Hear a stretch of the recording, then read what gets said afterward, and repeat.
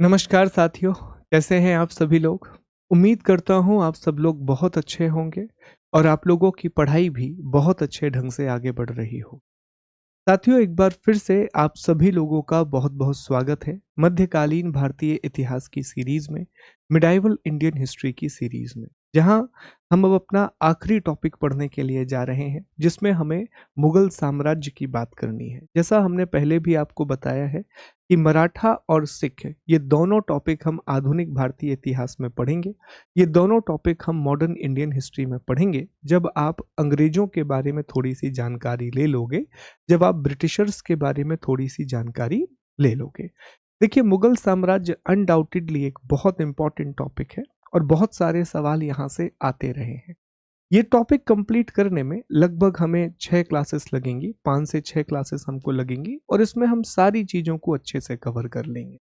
हम शासकों की भी बात कर लेंगे, दोनों प्रकार के शासकों की, मुख्य शासक और फिर परवर्ती शासक, मेजर रूलर्स और बाद में लेटर मुगल्स, हम दोनों को पढ़ लेंगे। फिर हम प्रशासन के बारे में भी डिस्कस कर लेंगे कि एडमिनिस्ट्रेशन कैसा रहा है, प्रशासन के बाद अर्थव्यवस्था कैसी रही, साहित्य क्या रहा, वास्तुकला कैसी रही, इन सब के बारे में हम बात कर लेंगे और एक पूरा कंप्लीट पैकेज हम बना लेंगे मुगलों का कि ठीक है, अब हमारी अच्छी तैयारी हो चुकी है, लगभग हर एक आयाम की बात हमने कर ली है साथियों। तो आइए चीजों को समझते हैं। मुगल को शुरू करने से पहले ही मैं एक टाइमलाइन आपको समझाना चाहता हूं, पर ठीक है, एक बार पहले आयाम देख लेते हैं, फिर हम टाइमलाइन की बात करेंगे। देखिए, तो हमें सामान्य परिचय पढ़ना है, एक बेसिक इंट्रोडक्शन सबसे पहले हमें पढ़ना है और इंट्रोडक्शन में हमें यह समझना है कि मुगलों की उत्पत्ति कैसे हुई। मंगोल शब्द से ही संभवतः मुगल शब्द आया है। हम ये भी जानेंगे कि फरगना में एक छोटा सा इलाका जो कि उज्बेकों के अंडर में आता था, वहाँ के शासक के रूप में बाबर आगे बढ़ता है। लगभग 1494 में 11 या 12 वर्ष की आयु में वो फरगना का शासक बनता है। फरगना के पास ही समरकंद, ये दोनों जगह वर्तमान उज्बेकिस्तान में है। समरकंद पर वो अटैक करता है, समरकंद को नहीं जीत पाता है, फिर वो काबुल आता है और काबुल 1504 में वो काबुल पर आक्रमण करता है और काबुल का शासक बन जाता है। और 1519 में उसने अंततः भारत पर आक्रमण किया। भारत पर आक्रमण करने के बाद 1526 में पानीपत का पहला युद्ध होता है और वो मुगल साम्राज्य की स्थापना करता है, मुगल एम्पायर को एस्टेब्लिश करता है। तो ये कहानी के रूप में समझना बहुत जरूरी है, क्योंकि रिसेंटली आप देखेंगे ना, तो दो सवाल पूछे गए कि बाबर ने काबुल पर कब अधिकार किया, ईयर पूछा गया। बाबर ने को फरगना का शासक कब बनाया गया। तो इस तरह के सवाल पूछे गए। फरगना और समरकंद ये दो जगहों के नाम हैं और ये दोनों जगह उज्बेकिस्तान वाले इलाके में स्थित है। ठीक है, फिर आगे बढ़ते हैं, अगले हिस्से पर हम आए। हमने ये सामान्य परिचय की बात कर ली, फिर हम प्रमुख शासकों के बारे में पढ़ेंगे। ठीक है, इंपॉर्टेंट रूलर्स के बारे में पढ़ेंगे। इसमें हम चर्चा करेंगे पहले प्रमुख शासकों की, बाबर, हुमायूं, अकबर, जहांगीर, शाहजहां, औरंगजेब। ये क्रम याद रखिएगा, यहाँ से सीधा सवाल बनता है। बाबर, हुमायूं, अकबर, जहांगीर, शाहजहां, औरंगजेब। फिर हम परवर्ती मुगल अर्थात लेटर मुगल्स के बारे में भी पढ़ेंगे, जिसमें बहादुर शाह, जहांदार शाह, फर्रुखशियर, मोहम्मद शाह, अहमद शाह, आलमगीर द्वितीय, शाह आलम द्वितीय, अकबर द्वितीय, बहादुर शाह जफर। बीच में और भी आए हैं पर उनके नाम हमने नहीं लिखे हैं साथियों। फिर हम प्रशासन के बारे में पढ़ेंगे, उसके बाद अर्थव्यवस्था और फिर कला संस्कृति, administration, economy and art and culture. यहाँ पर आने के बाद हम टॉपिक को कंप्लीट कर देंगे और हमारा मुगल साम्राज्य भी खत्म हो जाएगा और जो मध्यकालीन भारत का इतिहास है, मिडाइवल इंडियन हिस्ट्री है, ये भी हमारी पूरी तरीके से कंप्लीट हो जाएगी प्यारे दोस्तों। अब आगे बढ़ने से पहले ही कुछ बातें एक टाइमलाइन के रूप में मैं क्लियर कर दूं। मुगल साम्राज्य की बेसिक जानकारी पहले हम ले लेते हैं, है ना, एक बहुत बेसिक इंफॉर्मेशन पहले हम ले लेते हैं मुगलों के बारे में और फिर हम आगे बढ़ेंगे। देखो, पहली बात हम ये जानते हैं कि मुगलों की कहानी 1526 से शुरू हुई और 1857 में जाकर के खत्म हुई, लेकिन उनके अधिकार पहले ही कम हो गए थे, उनके जो राइट्स हैं वो कम हो गए थे। अब इसमें तीन अलग अलग हिस्से हैं प्यारे दोस्तों। जैसे एक हिस्सा यहाँ पर यह है, एक जो हिस्सा है वो 1526 में शुरू होगा और 1540 में खत्म हो जाएगा। ये 1526 में शुरू होगा और 1540 में खत्म हो जाएगा। ये वो समय है जब भारत पर बाबर मुगल साम्राज्य की स्थापना करेगा और हुमायूं सब कुछ गवा देगा। ठीक है, हुमायूं उसका बेटा था, ये सब कुछ गवा देगा। और फिर बीच में एक दूसरा साम्राज्य आएगा छोटे से समय के लिए, 1540 से 1555। ये वो समय रहेगा जब दिल्ली पर एक अफगानी वंश आएगा जिसका नाम है सूर। एक अफगानी वंश आएगा जिसका नाम है सूर वंश। ठीक है, सूर वंश। और सूर वंश की स्थापना करेगा शेर शाह सूरी। शेर शाह सूरी। तो हम बीच में आप देखोगे कि आप कहोगे कि सर आपने पहले लेक्चर में बाबर पढ़ाया, दूसरे लेक्चर में आपने हुमायूं पढ़ाया, तीसरे में एकदम से आप सूरवंश पे आ गए, एकदम से आप शेर शाह सूरी की बात करने लगे, क्योंकि वो 15 साल में सूरवंश रहा है और इसमें भी हमें सिर्फ शेर शाह सूरी की बात करनी पड़ती है। सिकंदर सूरी वगैरह तो उतने इंपॉर्टेंट भी नहीं, क्योंकि ये वो व्यक्ति रहा जिसने 4 या 5 साल ही शासन किया है, लेकिन इतने रिफॉर्म किए हैं, इतने सुधार किए हैं कि आगे के जितने भी मुगल शासक हैं वो शेर शाह सूरी के सुधारों पर ही आगे बढ़ते रहे, वो शेर शाह सूरी के द्वारा किए गए रिफॉर्म्स पर ही आगे बढ़ते रहे। तो इसमें कहानी है, जैसे बाबर पूरा मुगल साम्राज्य स्थापित करेगा, हुमायूं की लड़ाई होगी शेर शाह सूरी से, शेर शाह सूरी से हुमायूं हार जाएगा। हारने के बाद ये 15 साल का जो पीरियड है, इसी को कहा जाता है एग्जाइल पीरियड ऑफ हुमायूं या हुमायूं का निर्वासन काल। हुमायूं भटकता रहेगा, कभी राजस्थान, कभी गुजरात, कभी सिंध, कभी ईरान, कभी अफगानिस्तान, इन सभी क्षेत्रों में वो भटकता रहेगा।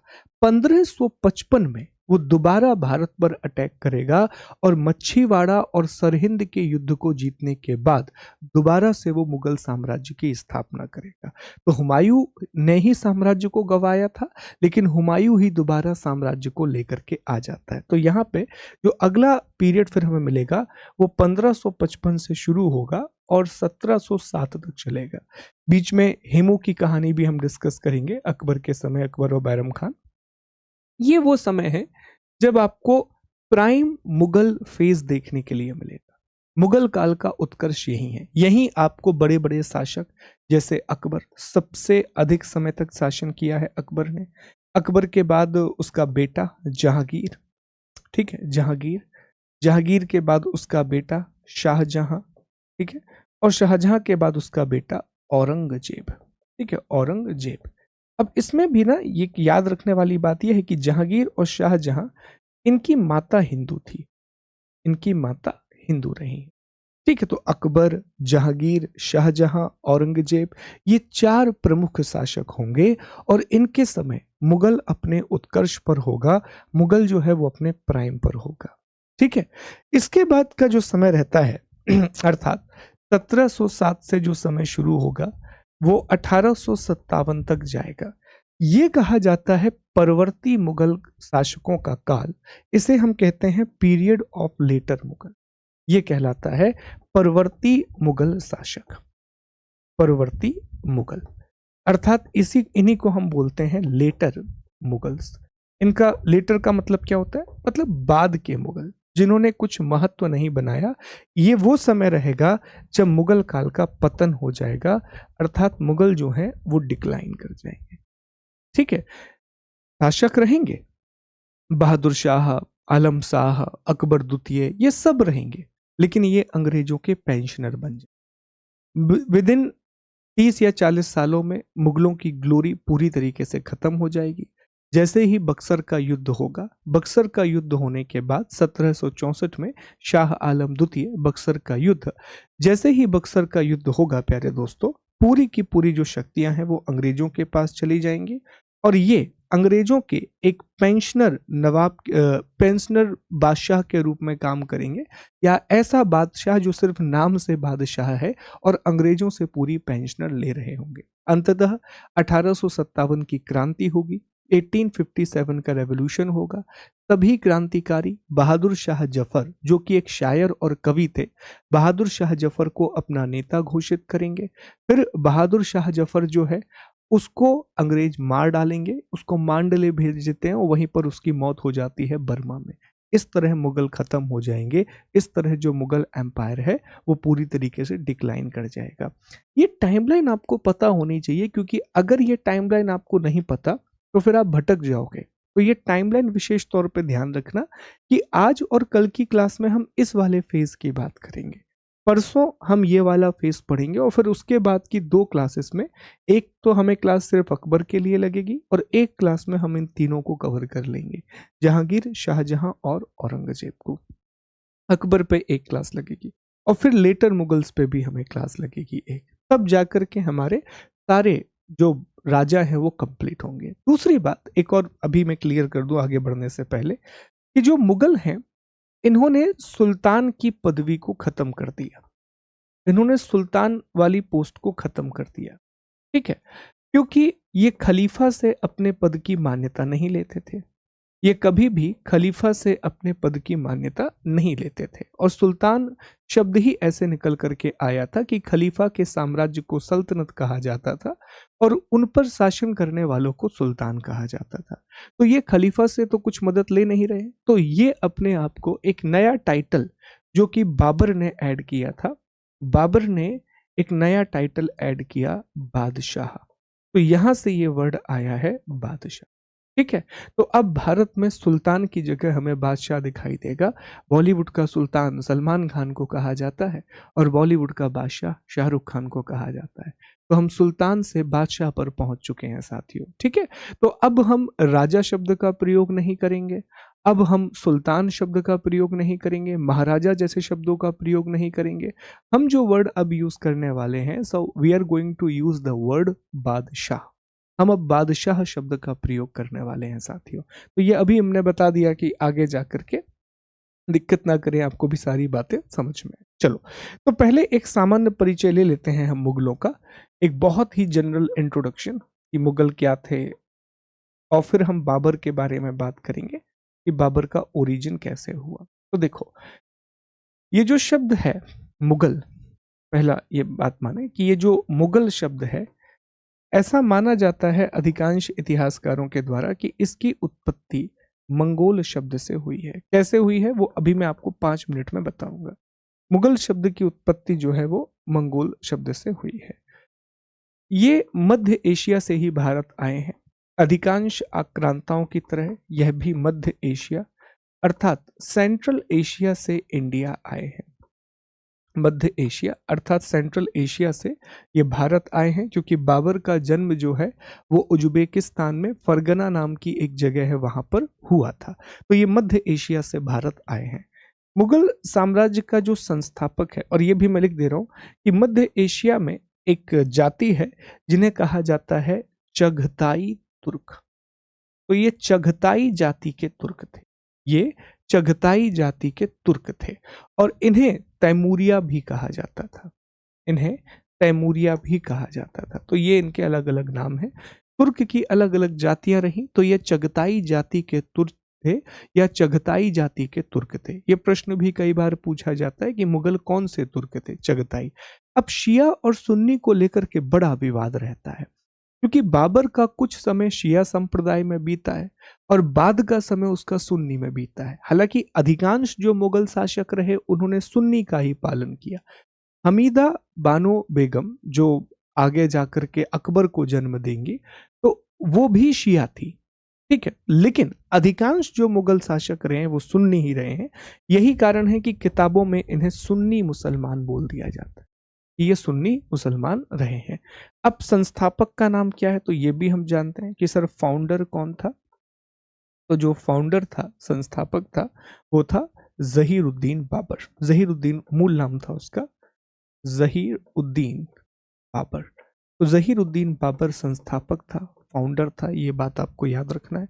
फिर इसके बाद अगला जो नाम आता है मध्य एशिया या संस्थापक के बाद, कि मुख्य शासक कौन कौन से हुए, इंपॉर्टेंट रूलर्स कौन कौन से हुए। तो मुख्य शासकों में पूरे नाम आपको बिल्कुल क्रम से याद होने चाहिए।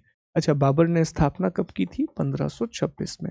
तो मुख्य शासकों में बाबर, बाबर के बाद अकबर, अकबर के बाद जहांगीर, जहांगीर के बाद शाहजहां, शाहजहां के बाद औरंगजेब।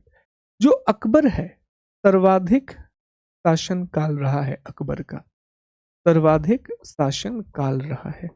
मैक्सिमम रिजीम पीरियड जो रहा है, रूलिंग पीरियड जो रहा है, वो अकबर का रहा है। और अकबर के बाद औरंगजेब, अकबर के बाद औरंगजेब। तो सर्वाधिक शासनकाल अकबर का रहा है, मैक्सिमम रूलिंग पीरियड अकबर का ही रहा है, ठीक है।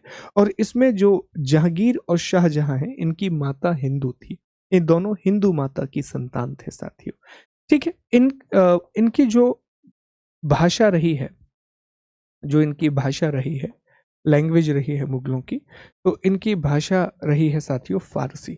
और हम पढ़ेंगे, जब हम मॉडर्न हिस्ट्री पढ़ेंगे तब आपको एक एक्ट पढ़ाएंगे हम, उसमें आपको लिखा मिलेगा कि भारत की ऑफिशियल लैंग्वेज को फारसी से बदल करके अंग्रेजी कर दिया गया है। तो पर्शियन इनकी लैंग्वेज रही है, फारसी जो है वो इनकी औपचारिक भाषा रही है, ऑफिशियल लैंग्वेज रही है। ये कुछ बेसिक बातें हैं जो कई बार जनरली पूछ ली जाती हैं, यहाँ से सवाल आ जाता है साथियों, ठीक है। तो इतनी बहुत बेसिक तरीके की बातें आपको पता होनी चाहिए, बहुत बेसिक बातें हैं कि मंगोल से ये आए हैं, चगताई जाति के तुर्क थे संस्थापक। और अंतिम शासक कौन है, तो वो भी हमने अभी आपको पढ़ाया कि जो अंतिम शासक है या जो लास्ट रूलर है, तो अंतिम शासक का नाम है साथियों बहादुर शाह, बहादुर शाह जफर। परेशान मत होना, सारी बातें लिखी हुई हैं। 1857 की क्रांति में इस व्यक्ति को भी मार दिया जाएगा, मतलब जेल में भेज देंगे, बेटों को गोली मार देंगे लाल किले पर खड़ा करके। तो इस तरह मुगलों की कहानी कंप्लीट होगी। ये सारी बातें पीपीटी में हैं, so do not worry about it. बस एक बेसिक कहानी के तौर पे याद रखिएगा, एक बार इसे देखिए। फिर हम बाबर के बारे में बात करते हैं और बाबर की उत्पत्ति के बारे में बात करते हैं साथियों। चलिए साथियों, तो आगे बढ़ते हैं, अगले हिस्से पर आते हैं। अब हम पहले शासक को पढ़ने जा रहे हैं और पहले शासक का नाम है जहीरुद्दीन मोहम्मद बाबर। एक्चुअल में उसका नाम जहीरुद्दीन था, बाद में उसे बाबर के नाम से जाना गया। इसने 1526 में मुगल साम्राज्य की स्थापना की भारत में, और 1530 में इसकी मृत्यु हो जाती है। तो बहुत लंबा समय नहीं मिला, लगभग 5 सालों का समय मिला है। ऑलमोस्ट 5 ईयर का ही टाइम पीरियड बाबर को मिला है। अब बाबर के बारे में हम क्या क्या पढ़ेंगे? पहले हम उत्पत्ति पढ़ेंगे, ओरिजिन, फिर ये फरगना का शासक बनता है, फिर ये काबुल का शासक बनता है, ठीक है। फिर हम चर्चा करेंगे इसके प्रमुख युद्धों की। अगर आप सिर्फ ये स्लाइड याद कर लोगे ना साथियों, सिर्फ ये पीपीटी, तब भी आपको सारी चीजें याद हो जाएंगी। देखो, बार बार मैं आपसे कहता हूं कि जब भी मैं आयाम आपको बना करके देता हूं ना, इनका महत्व होता है। जब भी मैं पीपीटी में आपको डिमेंशंस बना के देता हूं ना, इनका बहुत महत्व होता है। पहला महत्व तो ये होता है कि ये समरी होती है पूरे के पूरे चैप्टर की। दूसरा महत्व ये होता है कि इसी के थ्रू आपको रिवीजन करना है। जैसे मान लीजिए, 2 मिनट के लिए मस्त मेरी बात सुन लीजिएगा, कि मान लीजिए कि आपको बाबर ये वाला टॉपिक रिकॉल करना है, ये वाला टॉपिक आपको रिवाइज करना है। तो अगर मैं आपकी जगह होता, तो मैं कभी भी मुझे मुगल रिवाइज करने, तो मैं ये वाली पीपीटी खोल लेता और बस मैं याद करता कि क्या क्या पढ़ा था हमने, सामान्य परिचय में क्या क्या पढ़ा था, हमने बाबर के बारे में क्या क्या पढ़ा था, और फिर मैं सारी चीजों को रिकॉल करने की कोशिश कर। तो ये एक प्रकार का ब्लूप्रिंट होता है। तो अगर आप इसका सही तरह से प्रयोग करते हैं, सही तरह से आप इसका उपयोग करते हैं, तभी जाकर के आपका बेनिफिट ज्यादा होगा साथियों, ठीक है। तो अब ये वाली पीपीटी बहुत जरूरी है, ध्यान से समझना कि बाबर ने भारत आकर के कौन कौन से युद्ध लड़े। सवाल यहीं से बनते हैं साथियों, और एक सवाल उसके साहित्य से बनते हैं। तो सबसे पहले 1519 में बाबर का पहला आक्रमण होता है भारत पर, और पहला आक्रमण उसने बाजौरा वाले क्षेत्र में किया था। बाजौरा, और 2 महीने बाद भेरा। बाजौरा और भेरा नाम की जगह है, ये भारत में प्रवेश द्वार की तरह माने जाते हैं। तो यहाँ यूसुफ जाई जाति का शासन था, तो उसने यहाँ पर अटैक किया था। फिर 21 अप्रैल 1526 को पानीपत की पहली लड़ाई होती है। पानीपत का फर्स्ट बैटल होता है, जहां वो इब्राहिम लोदी को हराता है, जो कि दिल्ली सल्तनत में लोदी वंश का अंतिम शासक था। फिर अगले ही साल अर्थात 1527 को, मार्च 1527 को खानवा की लड़ाई होती है, बैटल ऑफ खानवा होता है, जिसमें राणा सांगा, ठीक है, या महाराणा संग्राम सिंह, इनको हराता है। और ये मेवाड़ के शासक थे, वही मेवाड़ जिसमें गुहिल राजवंश था, बहुत पुराना इतिहास है मेवाड़ का, उसकी चर्चा भी हम आज कर लेंगे थोड़ा। पिछली क्लास में हमने ब्रीफ में उसकी चर्चा की थी, आज थोड़ा मेवाड़ के बारे में हम डिटेल से पढ़ लेंगे, ठीक है। फिर 20 जनवरी 1528 को चंदेरी की लड़ाई होती है, जिसमें चंदेरी के शासक मेदिनी राय को हराता है, ठीक है। इसके बाद 6 मई 1529 को घाघरा की लड़ाई होती है, और घाघरा की लड़ाई में वो लोहानी अफगान महमूद लोदी को हराता है। इस तरह उसकी 4 अलग अलग लड़ाइयां हुई, और इन्हीं लड़ाइयों से सवाल पूछे जाते हैं। एक मैच द कॉलम में लिख देगा समय, दूसरा लिख देगा युद्ध, तीसरा लिख देगा युद्ध, और अगला लिख देगा कि अच्छा बताओ किसके साथ ये युद्ध हुआ। तो इब्राहिम लोदी के साथ पानीपत की पहली लड़ाई हुई, राणा सांगा के साथ अपना ये खानवा की लड़ाई हुई, मेदिनी राय के साथ चंदेरी की लड़ाई हुई, महमूद लोदी या अफगानियों के साथ घाघरा की लड़ाई हुई। इतनी बातें आपको याद रखनी, और यहीं से अधिकांश सवाल बन जाएंगे, मैक्सिमम क्वेश्चन बन जाएंगे। चलिए, अब हम थोड़ा सा बाबर के ओरिजिन को समझने की कोशिश करते हैं, बाबर की उत्पत्ति को समझने की कोशिश करते हैं। तो कुछ इलाके आप देख लें, और सबसे बेसिक पॉइंट आप समझें। पहले आप ये समझ पाएं कि पूरी दुनिया भर में जिस समय बाबर अटैक कर रहा है, उस समय पूरी दुनिया में और भारत में क्या चल रहा है। अब ये जानना इसलिए जरूरी है कि एक सवाल पूछा जाता है कि जब बाबर ने भारत पर आक्रमण किया तो विजयनगर का शासक कौन था, जब बाबर ने भारत पर आक्रमण किया तो बहमनी का शासक कौन था। और एक प्रश्न मुख्य परीक्षा में पूछा गया एमपीपीएससी में कि बाबर नामा के अनुसार भारत की राजनीतिक स्थिति बताओ। प्रश्न को बस घुमाया गया था और कुछ नहीं है। एट द एंड वो ये पूछ रहा था कि जब बाबर ने भारत पर अटैक किया तो कौन कौन से शासक कहाँ कहाँ पर रूल कर रहे थे और उनकी विशेषताएं क्या थी। हमें लगा कि हम बाबरनामा कैसे पढ़ लेंगे। That was not tough question, even आप प्रीलिम्स की वाली क्लासेस करके भी उसका आंसर अटेम्प्ट कर सकते थे, बिकॉज कंटेंट तो यही रहने वाला है। तो पहले हम दुनिया की बात करते हैं कि पूरी दुनिया भर में क्या चल रहा है, किस किस का शासन चल रहा है। तो ये जो इलाका था, ये जो इलाका है मध्य एशिया वाला इलाका, ध्यान दीजिएगा, इस मध्य एशिया वाले इलाके पे, ये जो सेंट्रल एशिया वाला इलाका है, इस मध्य एशिया वाले इलाके पर उज्बेक वंश का शासन है प्यारे दोस्त। यहाँ कौन शासन कर रहा है, यहाँ उज्बेक वंश का शासन चल रहा है। तो ये याद रखने वाली बात है कि यहाँ जो शासन कर रहे हैं वो है उज्बेक, ठीक। तो यहाँ उज्बेक वंश का शासन, उज्बेक, ओके, उज्बेक ये मध्य एशिया में शासन करते थे। और जब बाबर का जन्म होगा तब यहाँ का शासक शैबानी खान होगा, तब यहाँ का शासक जो है वो शैबानी खान था, ठीक। और ये जो इलाका है उज्बेकिस्तान, समरकंद, ये सब इसी के अंडर में आता था। तो बाबर की रियासत उज्बेकों के अंतर्गत ही आती थी। दूसरा ये समझ लीजिए कि ये जो टर्की वाला इलाका है, ये जो टर्की और सीरिया वाला इलाका है, तो यहाँ एक ऐसा वंश होगा जिसकी चर्चा हम मॉडर्न हिस्ट्री में भी करेंगे, अर्थात आधुनिक भारतीय इतिहास में करेंगे। तो अगर थोड़ा सा भी किसी को आइडिया आ रहा हो तो यहाँ ऑटोमन साम्राज्य आएगा साथियों, यहाँ ऑटोमन साम्राज्य आएगा, वही ऑटोमन साम्राज्य जिसकी वजह से पुर्तगाली भारत आए। पूरी कहानी है, बाद में डिस्कस करेंगे कैसे वो कुस्तुनतुनिया पर अधिकार कर लेंगे, वो पूरी की पूरी एक कहानी है। और साथियों ये जो ईरान वाला इलाका है, ये जो ईरान वाला इलाका है ना, इस इलाके में ध्यान देने वाली बात है कि ईरान में सफवी वंश का शासन शुरू होगा। ईरान में सफवी वंश का शासन शुरू होगा, और ये जो सफवी हैं ये शिया मत को मानने वाले थे, ठीक है। ये तीन चीजें हैं, और यहीं पर है फरगना।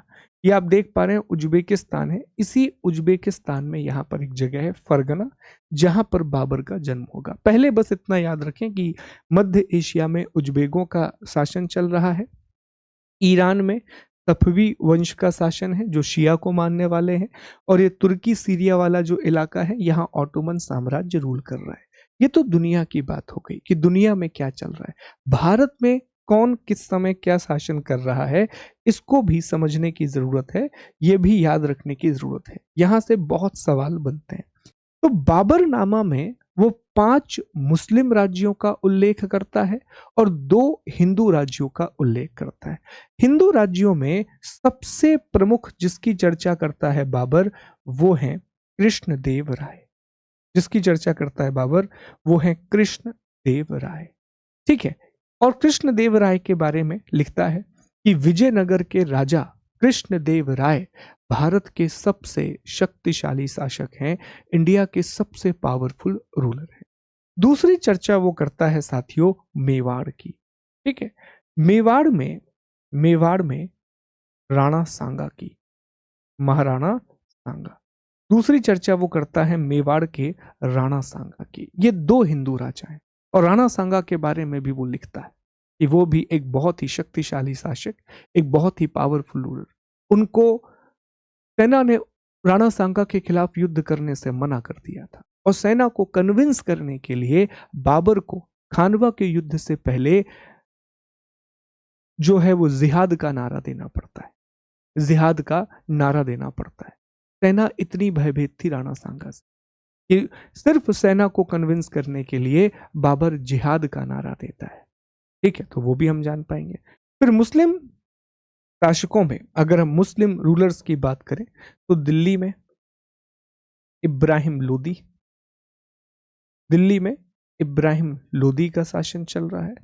अब ये जो गुजरात वाला इलाका है, तो गुजरात वाले इलाके में बहादुर शाह का शासन चल रहा है। बहादुर शाह जिसको हुमायूं मारता है। यहाँ बहमनी राज्य में कली मुल्ला का शासन चल रहा है जो बहमनी को रूल कर रहा है। ये जो मालवा वाला क्षेत्र है, यहाँ महमूद खिलजी का शासन चल रहा है साथियों। महमूद खिलजी का शासन चल रहा है, मैं यहाँ लिख दे रहा हूँ, महमूद खिलजी द्वितीय। और ये जो बंगाल वाला इलाका है, इस बंगाल वाले क्षेत्र में नुसरत खान का शासन है। नुसरत खान। तो बस यही महत्वपूर्ण शासक हैं। तो ये भारत की राजनीतिक स्थिति थी, ये इंडिया की पॉलिटिकल सिचुएशन थी। तो अगर कभी भी ये सवाल पूछा जाता है, और ये आते ही हैं, आप जाकर के देख लीजिए पीवाईक्यू में, तो ये बहुत ज्यादा पूछे जाने वाले सवाल हैं कि जब बाबर ने भारत पर आक्रमण किया तो भारत पर किस क्षेत्र में किसका शासन था। तो वो जनरली पूछ लेगा कि जब बाबर ने आक्रमण किया तो विजयनगर साम्राज्य पे किसका शासन था। तो विजयनगर साम्राज्य में कृष्ण देव राय का शासन था। मेवाड़ पे किसका शासन था, तो मेवाड़ पे राणा सांगा का शासन था। गुजरात में किसका शासन था, तो बताएंगे गुजरात में बहादुर शाह का शासन था। हालांकि उसके पिता भी आते हैं इसमें बहादुर शाह के, मुजफ्फर द्वितीय की मृत्यु होती है और बहादुर शाह आता है। मालवा वाले क्षेत्र में किसका शासन था, तो महमूद खिलजी द्वितीय का शासन था। दिल्ली में कौन रूल कर रहा था, इब्राहिम लोदी रूल कर रहा था। बंगाल में कौन रूल कर रहा था, नुसरत खान रूल कर रहा था। बहमनी में कौन रूल कर रहा था, कलीमुल्ला खान रूल कर रहा था। तो यही सवाल एट द एंड पूछ लिए जाते हैं साथियों, यहां से क्वेश्चंस बन जाते हैं। तो ये आपको विशेष तौर पर ध्यान रखना है, इन सभी बातों को याद रखना है कि कौन, भारत की राजनीतिक स्थिति क्या थी, इंडिया की पॉलिटिकल सिचुएशन क्या थी। चलिए, अब बेस आपका हमने पूरा बना दिया है। अब कुछ जगह हैं जो आपको बहुत अच्छे से पता रहेंगी। अब जब भी मैं कहूंगा उज्बेक, आप समझ जाओगे कि मैं किस जगह की बात कर रहा हूं। मैं फरगना की बात करूंगा, वो भी समझ जाओगे। चलो, तो अब हम इसी चीज को थोड़ा आगे बढ़ाते हैं और अब हम बाबर की उत्पत्ति के बारे में पढ़ते हैं। अब हम बाबर के ओरिजिन के बारे में पढ़ते हैं कि बाबर की उत्पत्ति कैसे हुई, बाबर का ओरिजिन कैसे हुआ। ध्यान देना, अच्छे से समझने की कोशिश करना कि बाबर की उत्पत्ति कैसे हुई। ये उज्बेकिस्तान का नक्शा है साथियों, और यहां आप देखिए, ये जो जगह आप देख रहे हैं, ये जगह है फरगना, और इसके नीचे जो आप जगह देख रहे हैं, ये है समरकंद। क्योंकि इन्हीं 2 जगहों पर अब हमारी पूरी कहानी आधारित है। तो एक जगह इसमें जो आप देख रहे हैं वो है फरगना, और दूसरी जगह जो आप इसमें देख रहे हैं वो है समरकंद। ये सब अपना उज्बेकिस्तान वाले इलाके में स्थित है। अब यहाँ समझना, पूरी कहानी को डिस्कस करेंगे ध्यान से, इस पूरी की पूरी स्टोरी को हम आगे बढ़ाएंगे कि बाबर की उत्पत्ति कैसे होती है, बाबर का ओरिजिन कैसे हुआ। ठीक, समझिएगा। तो साथियों, बाबर का जो जन्म है,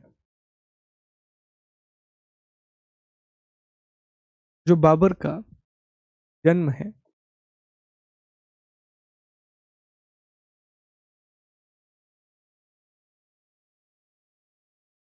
वो 14 फरवरी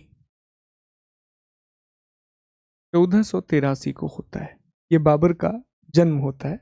और जन्म हुआ कहां पर? तो जन्म हुआ फरगना। फरगना अभी उज्बेकिस्तान में आता है, जैसा आप देख पा रहे हैं।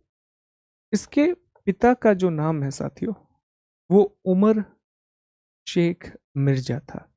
अब मिर्जा नाम के बारे में अभी से मैं बता दूं कि मिर्जा एक टाइटल था, जो मिर्जा है वो उपाधि थी, और ये बहुत आगे तक यूज की जाएगी। बाबर के 4 बेटे हुए, हुमायूं, कामरान, अस्करी और हिंदल। इन चारों के नाम में मिर्जा लगता था। मिर्जा अस्कनी या अस्कनी मिर्जा, हिंदाल मिर्जा, हिंदल मिर्जा, कामरान मिर्जा, हुमायूं मिर्जा। मिर्जा एक उपाधि थी, मिर्जा एक टाइटल था।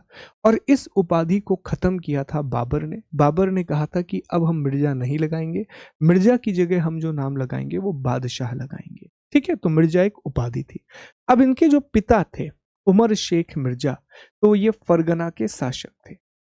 ये फरगना के शासक थे। He was a ruler of Fergana. Fergana उज्बेकों के अंदर ही आने वाला एक इलाका है, इस तरह से आप मान सकते हैं।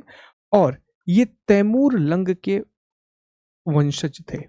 ये तैमूर लंग की 5वीं पीढ़ी के वंशज थे। तो ये अपने आप को तैमूर लंग से जोड़ते थे। तो ये तैमूर लंग की 5वीं पीढ़ी के वंशज थे। मतलब तैमूर लंग, फिर उसका बेटा, ऐसे ऐसे करके 5वीं पीढ़ी जो हुई वो उनके वंशज थे। माता का नाम कुतलुग निगार खानम था। जो माता थी, माता इंपॉर्टेंट है ये सारी बातें, इसलिए मैं आपको बता रहा हूं।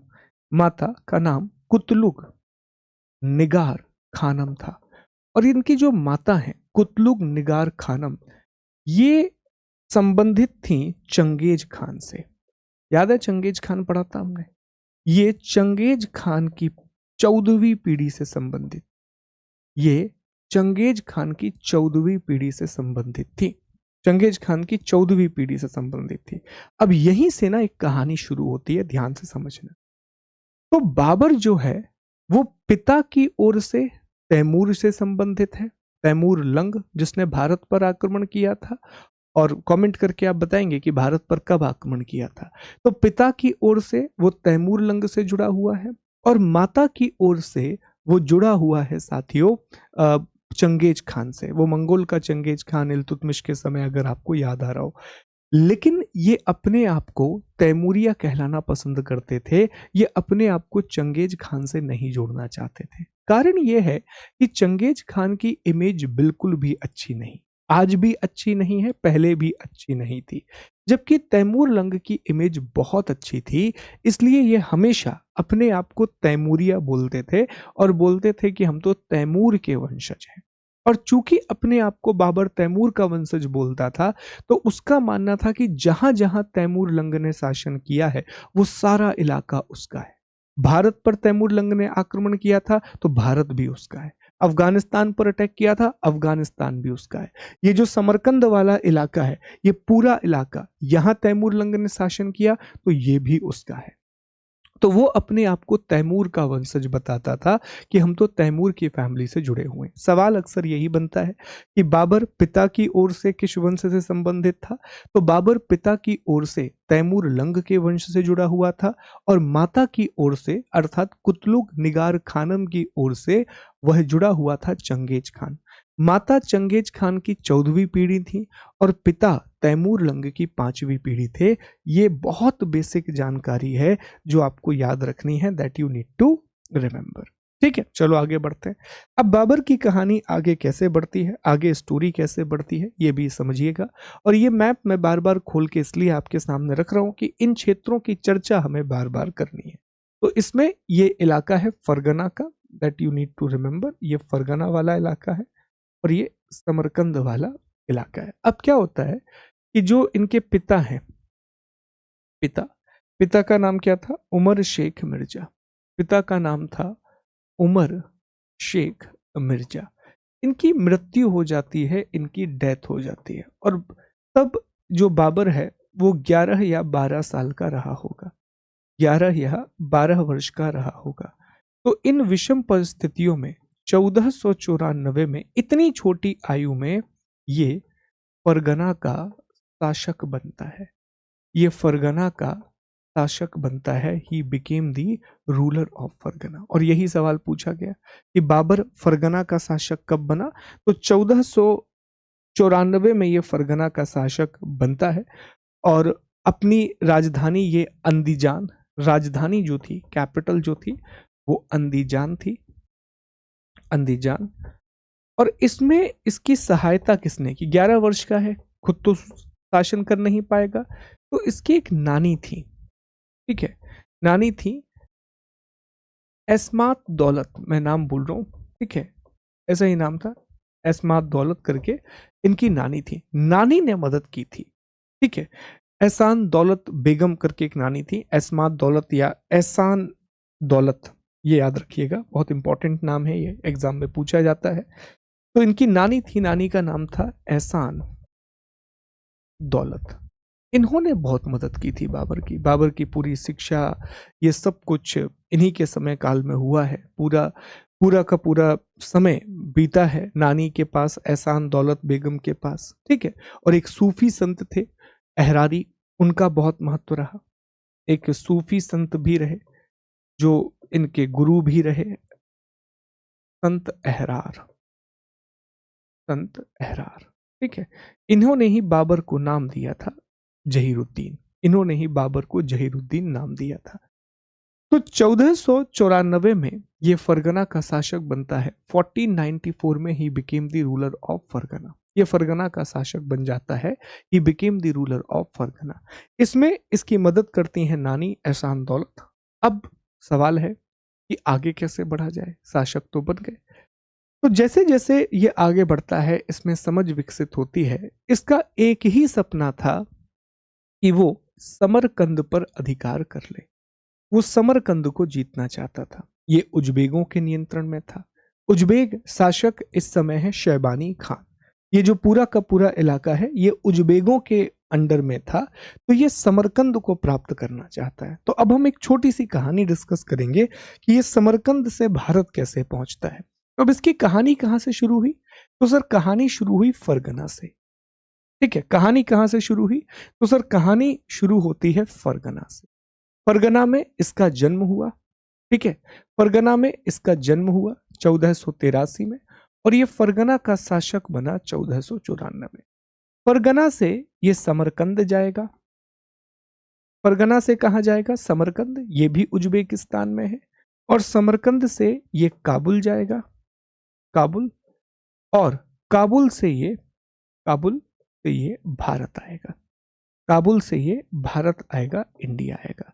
ये पूरी कहानी है बाबर की। काबुल से ये भारत आएगा 1519। तो ये समरकंद को क्यों जीतना चाहता था? तो ये तो आपको समझ में आ गया होगा कि फरगना और समरकंद आजू बाजू हैं। इसमें तो कोई डाउट नहीं है कि फरगना और समरकंद आजू बाजू हैं।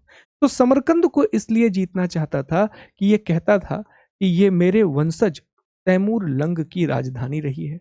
बिल्कुल सही बात है, Samarkand was the capital of Timur Lang. तो इस पर मेरा पैतृक अधिकार है, इस पर मेरा पैतृक अधिकार है, इस पर मेरा हायरार्किकल राइट है। इसको जीतने के लिए वो बहुत सारे युद्ध लड़ेगा, बहुत सारे, लिटरली बहुत सारे युद्ध लड़ेगा, कई बार वो युद्ध करेगा, ठीक है। कम से कम कहा जाता है कि इसको जीतने के लिए 4 से 6 उसने युद्ध किए, बहुत सारे युद्ध किए। इसी क्रम में एक युद्ध बड़ा इंपॉर्टेंट है और इस युद्ध का नाम है बैटल ऑफ सर ए पुल। ये बहुत जरूरी युद्ध है, सर ए पुल का युद्ध। 1501 में सर ए पुल की लड़ाई होती है, जिसमें एक तरफ बाबर था और दूसरी तरफ इसमें शैबानी खान था। और शैबानी खान कौन है सर? तो अभी आपको बताया हमने कि ये उज्बेक शासक है। शैबानी खान कौन है? तो शैबानी खान उज्बेक शासक है। वो उज्बेकिस्तान वाले जो मध्य एशिया का इलाका है ना, वहाँ उज्बेकों का शासन है। तो ये एक उज्बेक शासक है। तो अब ये जो सर ए पुल की लड़ाई है, बाबर और शैबानी खान के बीच में होती है। शैबानी खान बाबर को हरा देता है और शैबानी खान में इस युद्ध में पहली बार तुलगमा पद्धति का प्रयोग किया था, जिसको बाबर पानीपत की लड़ाई में इस्तेमाल करेगा। जिसको बाबर पानीपत की लड़ाई में इस्तेमाल करेगा। तो तुलगमा पद्धति का जो इस्तेमाल है वो बाबर यहां पर करता है। तुलुगमा पद्धति का इस्तेमाल, तुलुगमा पद्धति का प्रयोग यहां करता है। सही लिख दे रहा हूं मैं इसको, तुलुगमा, तुलुगमा पद्धति ये यहां इस्तेमाल की गई थी और यहीं से बाबर इसको लेकर के आता है पानीपत की लड़ाई में। यहीं से बाबर ने इसको सीखा था। ठीक है, ऐसे और भी युद्ध होते हैं। एक और बैटल होता है इसके बाद, सर ए पुल के बाद, अर्चियान का युद्ध।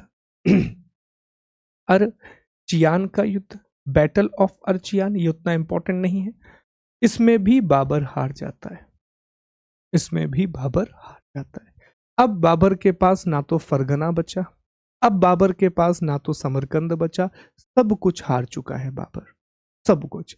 एक बार और कोशिश करेगा 1511-14 के आसपास, ये एक बार और कोशिश करेगा पर वो भी हार जाएगा। जैसे 1514 में एक और बार कोशिश करेगा, बैटल ऑफ गजदवन, ये 1514 में, और यहां भी ये हार जाएगा। तो बैक टू बैक हारा है। जैसे भारत ने पाकिस्तान को भी एशिया कप में 3 मैच बैक टू बैक हरा दिया, ऐसे ये भी समरकंद में बैक टू बैक हार। पहली बार सर ए पुल की लड़ाई हारा, समरकंद चला गया। दूसरी बार अर्चियान की लड़ाई हारा, फरगना भी चला गया। ठीक है, फिर एक बार और कोशिश की कि चलो एक और अटेम्प्ट मारते हैं, गजदवान की लड़ाई, उसमें भी हार गया। बीच में एक दो बार जीता भी है पर वो उतना इंपॉर्टेंट नहीं। तो समरकंद और फरगना इसके हाथ से गया, जो इसका पैतृक अधिकार था। तैमूर लंग का अधिकार तो छोड़िए, खुद अपने पिता की विरासत को नहीं बचा पाया और सब कुछ यहां से खत्म हो गया। अब ऑप्शन क्या? पूरी कहानी खत्म, मध्य एशिया गया, पूरा सेंट्रल एशिया गया इसके हाथ से। अब ये आएगा अफगानिस्तान में। तो 1504 में ये काबुल पर अधिकार कर लेता है, ये काबुल पर अधिकार कर लेता है और यहाँ का शासक बनता है और यहाँ ये बादशाह की उपाधि भी धारण करता है। ठीक है, काबुल पर अधिकार कर लेता है और काबुल पर अधिकार करने के बाद यहीं पर उसने बादशाह की उपाधि धारण की थी। इसने कहा था कि अब हम मिर्जा की उपाधि का त्याग कर रहे हैं और मिर्जा के स्थान पर हम बादशाह की उपाधि को धारण करेंगे। तो ये बादशाह की जो उपाधि है, बादशाह का जो टाइटल है, वो यहीं से आया था। अब काबुल में शासन करना आसान नहीं है क्योंकि काबुल की ज्योग्राफी बहुत मुश्किल है, रेगिस्तानी इलाका है। कभी भी अफगानिस्तान जैसे क्षेत्रों में बहुत ज्यादा पैसा नहीं आ सकता क्योंकि क्षेत्र उपजाऊ नहीं है, रीजन फर्टाइल नहीं है, ज्योग्राफी बहुत विपरीत है, जो भूगोल है वो बहुत विपरीत है।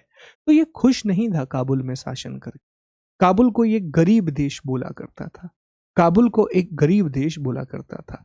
तब एक कहानी इसको पता पड़ती है बीच में, जब ये गजदवान का युद्ध लड़के आ गया, तब इसके बारे में ना एक कहानी है, इसके बारे में एक स्टोरी है छोटी सी, कि एक जगह है, उस जगह का नाम है दिखकाट। दिखकाट नाम की एक जगह है। तो ये लड़ाई लड़के वापस आ रहा था काबुल की तरफ। तो कहा जाता है कि दिखकाट नाम के गांव में इसे एक बूढ़ी औरत मिली, लगभग 100 सालों के आसपास की औरत थी वो, बूढ़ी औरत। और उस बूढ़ी औरत ने इसको भारत और तैमूर लंग की कहानी सुनाई। उस बूढ़ी औरत ने इसको भारत और तैमूर लंग की कहानी सुनाई। उसने बताया कि कैसे तैमूर लंग ने भारत की समृद्धि को उज्बेकिस्तान या समरकंद लेकर के आया था। ये बहुत प्रभावित हुआ, इसने भारत के बारे में सुन रखा था, पर जब उस बूढ़ी औरत ने बताया कि बेतहाशा समृद्धि का देश है Bharat, India is a country of tremendous wealth, तब इसके मन में तीव्र महत्वाकांक्षा जाग गई कि अब तो मुझे भारत जाना है, anyhow I want to go to India. कि अब तो मुझे भारत जाना है, कैसे भी करके मुझे अब इंडिया आना है। तो इसी क्रम में 1519 में वो भारत पर अपना पहला आक्रमण करता है, इंडिया पर अपना प्रथम आक्रमण करता है, फर्स्ट इन्वेजन करता है। और ये जो पहला आक्रमण हुआ, ये बाजौरा नाम की एक जगह है।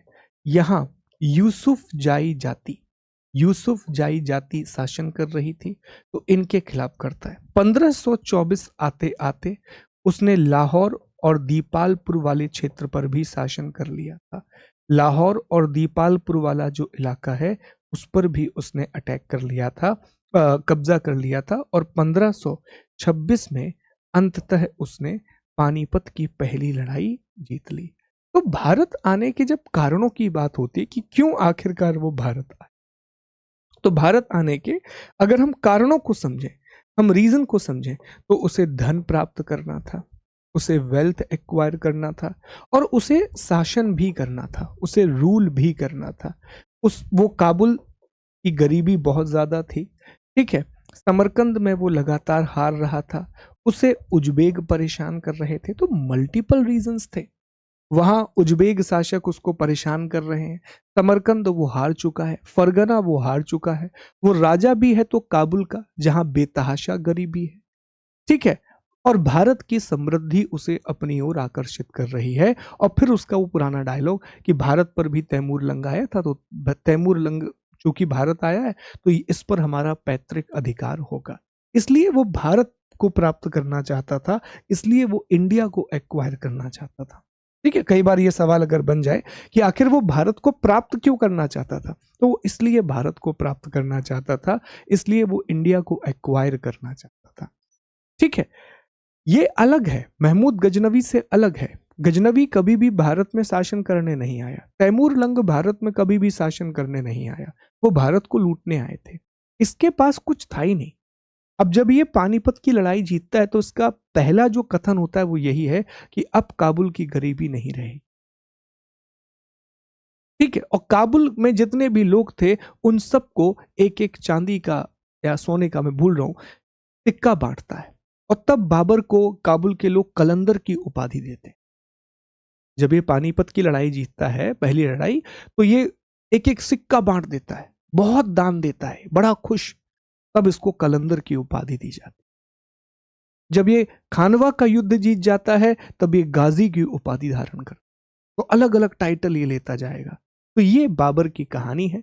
यहां से बाबर शुरू हुआ, फरगना से समरकंद, समरकंद से काबुल, काबुल से भारत, भारत पर पहला आक्रमण बाजोरा अर्थात यूसुफ जाई जाति। तो चलिए एक बार हम इन सभी बातों को देख लेते हैं, फिर आपसे सवाल कर लेते हैं और ये टॉपिक कंप्लीट करते हैं। इन लड़ाइयों को पढ़ने के बाद इस टॉपिक को कंप्लीट करते हैं, देख पाए। तो लिखा हुआ है कि बाबर का जो जन्म है, ये 14 फरवरी 1483 को फरगना अर्थात उज्बेकिस्तान में हुआ था। पिता का नाम उमर शेख मिर्जा था। ये फरगना के शासक थे, तैमूर के पांचवें वंशज थे। और सूफी संत अहरारी ने बाबर को जहीरुद्दीन नाम दिया था। माता का नाम कुतलुग निगार खानम था। ये चंगेज खान की 14वीं वंशज थी। बाबर अपने आप को तैमूरिया कहकर के बुलाता था। 1494 में मात्र 11 वर्ष की आयु में, कई जगह 12 वर्ष भी लिखा है, ये फरगना का शासक बनता है। और सहायता इसकी नानी एहसान दौलत बेगम ने की थी। इसके बाद समरकंद को जीतने के लिए ये बहुत सारी लड़ाइयां लड़ता है। सर ए पुल की लड़ाई, जिसमें शैबानी खान के द्वारा तुलुगमा पद्धति का प्रयोग किया गया, जो बाबर इस्तेमाल करेगा पानीपत की लड़ाई में। अर्चियान की लड़ाई, यहां पर भी ये हार जाता है। गजदवान का युद्ध, यहां पर भी ये हार जाता है। 1504 में ये काबुल पर अधिकार करता है और 1507 में इसने बादशाह की उपाधि ले ली। इतने ईयर नहीं पूछता है, बस ईयर आपको बताए गए हैं ताकि एक क्रम बना रहे, ठीक है। फिर भारत पर जो पहला आक्रमण है वो 1519 में बाजौरा की यूसुफ जाई जाति के खिलाफ होता है। बाजौरा और भेरा को भारत का प्रवेश द्वार बोलते हैं। 1524 में लाहौर और दीपालपुर पर भी ये अधिकार कर लेता है। ये इमेज हमने बताई है आपको कि दिख काट नाम के एक गांव में एक बूढ़ी औरत मिलती है बाबर को, और वो भारत की समृद्धि की कहानी सुनाती है, इंडिया की वेल्थ की कहानी उसको सुनाती है। ठीक है, तो वो धन प्राप्त करना चाहता था, वो इस्लाम का प्रचार करना चाहता था। समरकंद अभियान उसका असफल हो चुका था, उज़्बेकों का खतरा था और भारत पर उसका पैतृक अधिकार है। ये उसका पुराना डायलॉग था कि चूंकि तैमूर लंग ने भारत पर अधिकार किया है, तो हम भी भारत पर अधिकार करेंगे। ठीक है। इसके बाद भारत की राजनीतिक स्थिति, तो बाबरनामा जो कि उसकी आत्मकथा थी, बाबरनामा जिसे हम तुजुक ए बाबरी के नाम से भी जानते हैं, ये बाबर की आत्मकथा थी। तो बाबर अपनी आत्मकथा में चर्चा करता है कि बंगाल में नुसरत खान का शासन है, दिल्ली में इब्राहिम लोधी का शासन है, मालवा में महमूद खिलजी द्वितीय का शासन है, गुजरात में मुजफ्फर द्वितीय और बहादुर शाह का शासन है, बहमनी कलीमुल्ला शाह का शासन है, मेवाड़ में राणा सांगा और विजयनगर में कृष्णदेव राय का शासन है। कृष्णदेव राय को वो सबसे शक्तिशाली राजा बताता है, मोस्ट पावरफुल रूलर बताता है। तो ये उस समय की परिस्थितियां थी। ये देख लीजिए, यहाँ विजयनगर है जहां पर कृष्णदेव राय शासन कर रहे हैं। ये पूरा इलाका कलीमुल्ला खान के अंदर में है। मालवा में महमूद खिलजी द्वितीय शासन कर रहा है। गुजरात में बहादुर शाह शासन कर रहा है। ये जो इलाका है, चित्तौड़ वाला इलाका, यहाँ राजा हैं राणा सांगा का शासन चल रहा है। बंगाल में नुसरत खान का शासन चल रहा है। दिल्ली में इब्राहिम लोदी का शासन चल रहा है। ये वही कहानी है, वही पूरी की पूरी स्टोरी है। तो एक बार आप ध्यान से इसको देखिए, फिर 10 मिनट में सारे युद्धों को कंप्लीट करते हैं और युद्ध को कंप्लीट करने के बाद बाबर वाला जो टॉपिक है ये हमारा कंप्लीट हो जाएगा। साथी ध्यान से देखिए एक बार इसे। चलिए साथियों, तो अब हम आगे बढ़ते हैं और अब हमें चर्चा करनी है कि बाबर के भारत में कौन कौन से प्रमुख युद्ध हुए, उनके बारे में बहुत अच्छे से मैप के थ्रू मैं आपको समझाऊंगा। एक एक पॉइंट बहुत अच्छे से क्लियर कर लेना, क्योंकि यहाँ से भी प्रश्न बहुत ज़्यादा आते हैं साथियों। तो पहले हम देख लेते हैं कि बाबर के भारत में 4 प्रमुख युद्ध हुए। ये बात हम ऑलरेडी डिस्कस कर चुके हैं। ये बात हम ऑलरेडी डिस्कस कर चुके हैं कि बाबर ने भारत पर पहला आक्रमण 1519 में किया था, यूसुफ जाई जाति के खिलाफ किया था, बाजौरा वाले क्षेत्र में किया था। अब तक जो भी हमने पढ़ा है, अगर उसे हम प्रश्नों के रूप में समझें, तो पहला प्रश्न बनता है कि बाबर का जन्म कहाँ हुआ। जवाब होगा फरगना उज्बेकिस्तान में। कब जन्म हुआ? 14 अप्रैल 1483 को बाबर का जन्म होता है। फरगना का शासक कब बना? 1494 में। फरगना का रूलर कब बना? 1494 में फरगना का रूलर बनता है at the age of 11। Kabul का रूलर कब बना? 1504 में। काबुल का शासक बनता है 1504 में। यहीं पर उसने मिर्जा की उपाधि को त्याग दिया और बादशाह की उपाधि को धारण कर लिया। समरकंद को जीतने के लिए सर ए पुल की लड़ाई होती है। सर ए पुल की लड़ाई उज्बेक शासक शैबानी खान के खिलाफ होती है, जिसमें शैबानी खान ने पहली बार तुलुगमा पद्धति का प्रयोग किया था। उसी तुलुगमा पद्धति का प्रयोग भारत में पानीपत की पहली लड़ाई में बाबर ने किया था। बाबर के पिता का नाम क्या था? उमर मिर्जा, जो कि तैमूर लंग के 5वीं पीढ़ी से थे। माता का नाम क्या था? कुतलुग निगार, जो कि चंगेज खान की 14वीं पीढ़ी से संबंधित थी। लेकिन ये अपने आप को तैमूर का वंशज कहना पसंद करते थे, क्योंकि चंगेज खान का इतिहास बहुत अधिक ब्लडशेड अर्थात रक्तपात से घिरा हुआ है। फिर हम आगे बढ़े, भारत में आक्रमणों की चर्चा की। हमने ये भी देखा कि भारत पर आक्रमण क्यों किया। हमने यह भी देखा कि जब बाबर भारत पर आक्रमण करता है तो मेवाड़ में महाराणा सांगा का शासन था, विजयनगर में कृष्णदेव राय का शासन था, बहमनी में कलीमुल्ला खान का शासन था, बंगाल में नुसरत खान, गुजरात में बहादुर शाह, मालवा में महमूद खिलजी द्वितीय और दिल्ली में इब्राहिम लोदी का शासन था। ये सारी बातें हम अब तक देख चुके हैं। इन सभी बातों की चर्चा हमने कर ली है साथियों। ठीक है, तो बाबर भारत में 4 बड़ी लड़ाइयां लड़ता है। 4 इंपॉर्टेंट उसके बैटल होते हैं भारत में। उन 4 लड़ाइयों को बहुत ध्यान से समझिएगा। पहले मैप में बना लेते हैं, फिर एक एक लड़ाई की हम डिटेलिंग करेंगे। हरियाणा में, यहाँ दिल्ली के पास एक जगह है साथियों, यमुना नदी के किनारे। हरियाणा में यमुना नदी के किनारे दिल्ली के पास एक जगह है और इस जगह का नाम है पानीपत। इस जगह का नाम है पानीपत, बिल्कुल दिल्ली से लगा हुआ इलाका है। तो हरियाणा में एक जगह है पानीपत, ये हरियाणा में है, यमुना नदी के किनारे। यमुना नदी के किनारे। अब भी आप दिल्ली साइड जाएंगे तो आपको ये इलाके दिखेंगे, जो दिल्ली में रह रहा है वो जानता है। तो यहाँ पर जो लड़ाई होती है उसका नाम था फर्स्ट बैटल ऑफ पानीपत, जो कि अप्रैल 1526 में लड़ी गई, और इसे कहा जाता है पानीपत का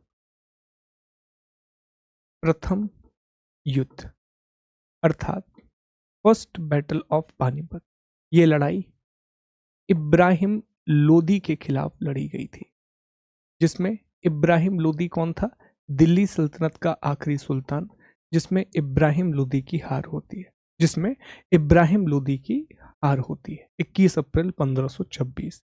इसके बाद दूसरी लड़ाई होती है साथियों, नीचे आप आएंगे तो राजस्थान में यहां आपको एक इलाका मिलेगा, इस क्षेत्र का नाम है खानवा, इस इलाके का नाम है खानवा। ठीक है, तो यहां दूसरी लड़ाई होती है, एक जगह है खानवा का युद्ध, खानवा का राजस्थान में। ठीक है, दूसरी लड़ाई होती है खानवा का युद्ध, जो कि राजस्थान में हुआ, ये राजस्थान में है। और ये लड़ाई, ये जो खानवा का युद्ध है साथियों, ये याद रखिएगा, ये होती है मार्च 1527 में। ये युद्ध महाराणा वीर महाराणा सांगा और बाबर के बीच में होता है, जिसमें महाराणा सांगा की हार होती है, और ये बैटल ऑफ खानवा था, ये खानवा का युद्ध था साथियों। इसके बाद आगे बढ़ते हैं, मध्य प्रदेश आते हैं। मध्य प्रदेश में यहाँ एक जगह है, और इस जगह का नाम है चंदेरी, इस जगह का नाम है चंदेरी। ठीक है, तो एक जगह है साथियों, यहाँ होती है चंदेरी का युद्ध, चंदेरी का युद्ध, ये मध्य प्रदेश में होता है जनवरी 1528, और यहाँ मैदनी राय के खिलाफ, और इसमें मैदनी राय की हार होती है। मैदनी राय भी राजपूत थे, राणा सांगा भी राजपूत थे। यहाँ पर जो महिलाएं होती हैं वो जौहर करती हैं, तो उसके बारे में भी हम जानेंगे। जौहर का मतलब था समूह में जब महिलाएं अपनी सम्मान की रक्षा के लिए आग के हवाले अपने आप को कर देती थी, तो उसे जौहर कहा जाता था। अगर आपने एक फिल्म देखी है पद्मावत, जो कि मलिक मोहम्मद जायसी के द्वारा लिखे गए ग्रंथ पर आधारित है, तो उसमें वही दिखाया गया है साथियों। ठीक है, इसके बाद आखिरी लड़ाई जो बाबर की होती है वो बिहार में घाघरा नदी के पास होती है। ये वो इलाका है बिहार में, घाघरा नदी वाला इलाका। तो बिहार में चौसा के पास घाघरा नदी, ठीक है, घाघरा का युद्ध होता है, घाघरा का युद्ध, बैटल ऑफ घाघरा, ये मई 1529 में। अब ये जो लड़ाई है बैटल ऑफ घाघरा, ये बाबर की अंतिम लड़ाई है भारत में, बाबर का अंतिम युद्ध है, लास्ट बैटल ऑफ बाबर। और ये लड़ाई होती है अफगानियों के खिलाफ। ठीक है, और महमूद लोदी, महमूद लोदी इसमें हार जाता है। ठीक है, घाघरा नदी है साथियों बिहार में चौसा के पास, बिहार में चौसा के पास। तो अगर कभी भी ना एक ऐसा मैप सा आपको बनाना पड़े, तो एक मैप इस तरीके का बन जाएगा। ठीक है, इस तरह का एक मैप बनेगा साथियों कि यहाँ से लड़ाई शुरू हुई, ऐसे ऐसे ऐसे इस तरीके से 1 2 3 4 ऐसे। तो ये कहानियां आगे बढ़ती हैं। सबसे पहली जो लड़ाई थी वो पानीपत में होती है, यमुना नदी के किनारे। पानीपत का युद्ध 21 अप्रैल 1526 में बाबर और इब्राहिम लोदी के बीच में। दूसरी लड़ाई जो होती है वो राजस्थान में एक जगह है, इस जगह का नाम है खानवा। तो खानवा की लड़ाई होती है महाराणा सांगा और बाबर के बीच में। तीसरी लड़ाई चंदेरी का युद्ध है, मध्य प्रदेश में होता है, मैदनी राय और बाबर के बीच में। और चौथी लड़ाई जो होती है साथियों वो अफगानिस्तान या अफगानी शासक महमूद लोदी और बाबर के बीच में घाघरा में होती है। एक्चुअल में जब इब्राहिम लोदी को मार दिया था तो जितने भी अफगानी थे वो सब बाबर के खिलाफ हो गए थे। इवन जब खानवा की लड़ाई होगी, अभी हम डिटेल से भी पढ़ेंगे, तो खानवा की लड़ाई में भी जो अफगानी है वो बहुत बड़ी मात्रा में राणा सांगा का साथ देंगे। ठीक है, राणा सांगा के लिए लड़ेंगे पूरे के पूरे अफगानी, और फिर यहाँ पर भी अफगानी बहुत लंबे समय तक लड़ेंगे, और अफगानी इतना लड़ेंगे कि वो हुमायूं को, शेर शाह सूरी जो हुमायूं को भगा देता है भारत से, वो भी एक अफगानी था, वो भी अफगान से ही बिलोंग करता था। पर ये मैप, ये बहुत जरूरी मैप है क्योंकि इसमें आपको प्लेस भी क्लियर हो रहे हैं, लड़ाई किसके खिलाफ हुई, कब हुई, ये बहुत बहुत इंपॉर्टेंट है।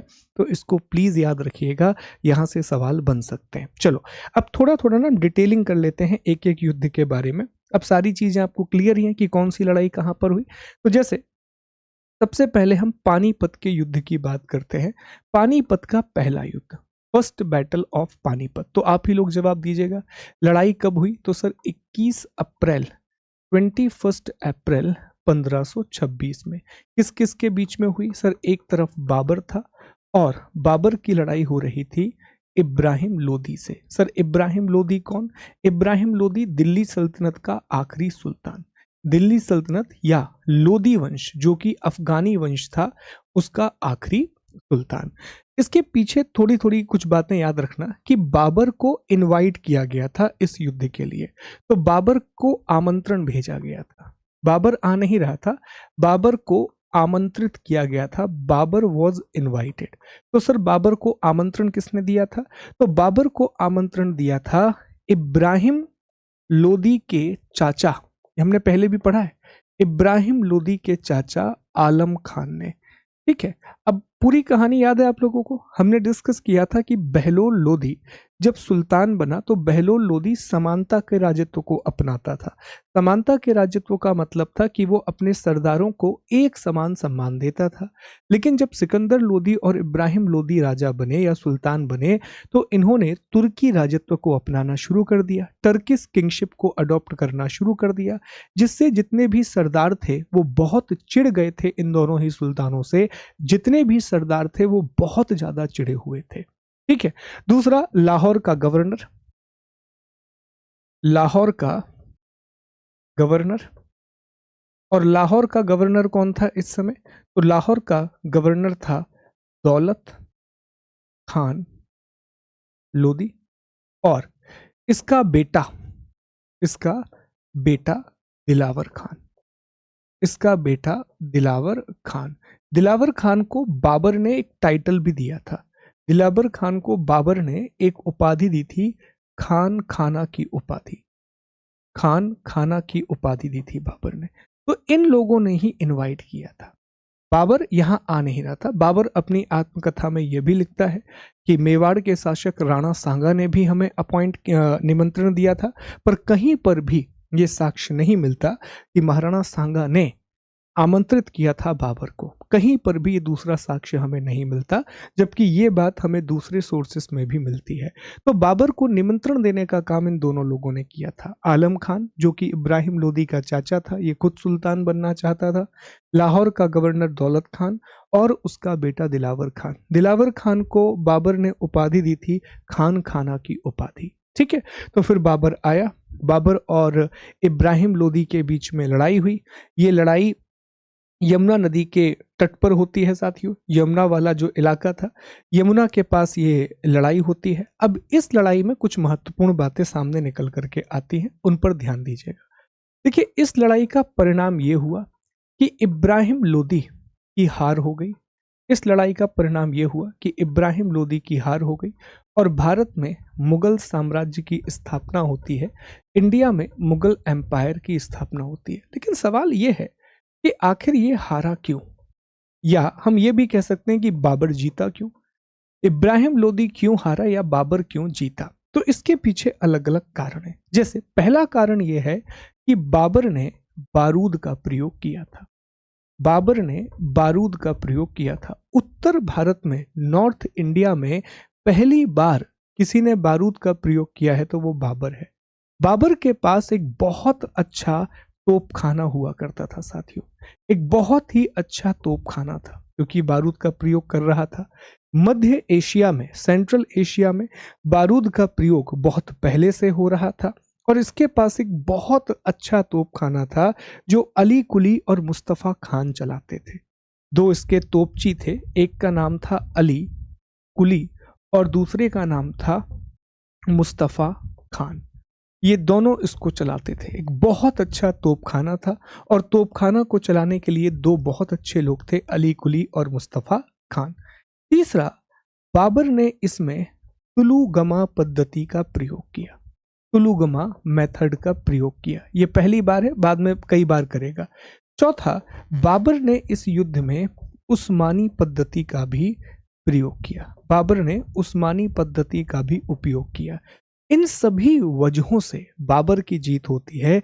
इन सभी चीजों की वजह से बाबर जीता। ये प्रश्न अक्सर बनते हैं साथियों कि बाबर ने पहली बार बारूद का प्रयोग किस युद्ध में किया? पानीपत की पहली लड़ाई में। उस्मानी और तुलुगमा पद्धति का पहली बार प्रयोग किसमें किया? तब भी इसका जवाब आएगा पानीपत की पहली लड़ाई। अब थोड़ा सा मैं आपको तुलुगमा और उस्मानी पद्धति के बारे में बता देता हूं। देखो, उस्मानी पद्धति में यह होता है कि दो रथ या गाड़ी, जो भी आप कहना चाहें, उनके बीच में तोपों को इस तरह से सजाया जाता है कि उनकी इफेक्टिवनेस ज्यादा बढ़े और तोपों को नुकसान होने से बचाया जा सके। ये उस्मानी पद्धति कहलाती है लड़ाई की। तुलुगमा पद्धति में ये होता है साथियों, इस सेना इस तरीके से बढ़ती है, एक हिस्सा, दूसरा हिस्सा और तीसरा हिस्सा। ये सामने जाती है और ये जो दोनों भाग हैं, अब जैसे ही शत्रु की सेना यहाँ पर आ गई, तब ये वाला हिस्सा और ये वाला हिस्सा शत्रु को पीछे से घेर करके अटैक करेगा। ऐसा माना जाता है कि इब्राहिम लोदी के पास लगभग 1 लाख की सेना थी, जबकि बाबर के पास लगभग 20 से 25 हजार की सेना थी। उसके बाद भी बाबर जीता क्योंकि उसने अच्छी तकनीकों का प्रयोग किया, उसने अच्छे टैक्टिक्स यूज किए साथियों।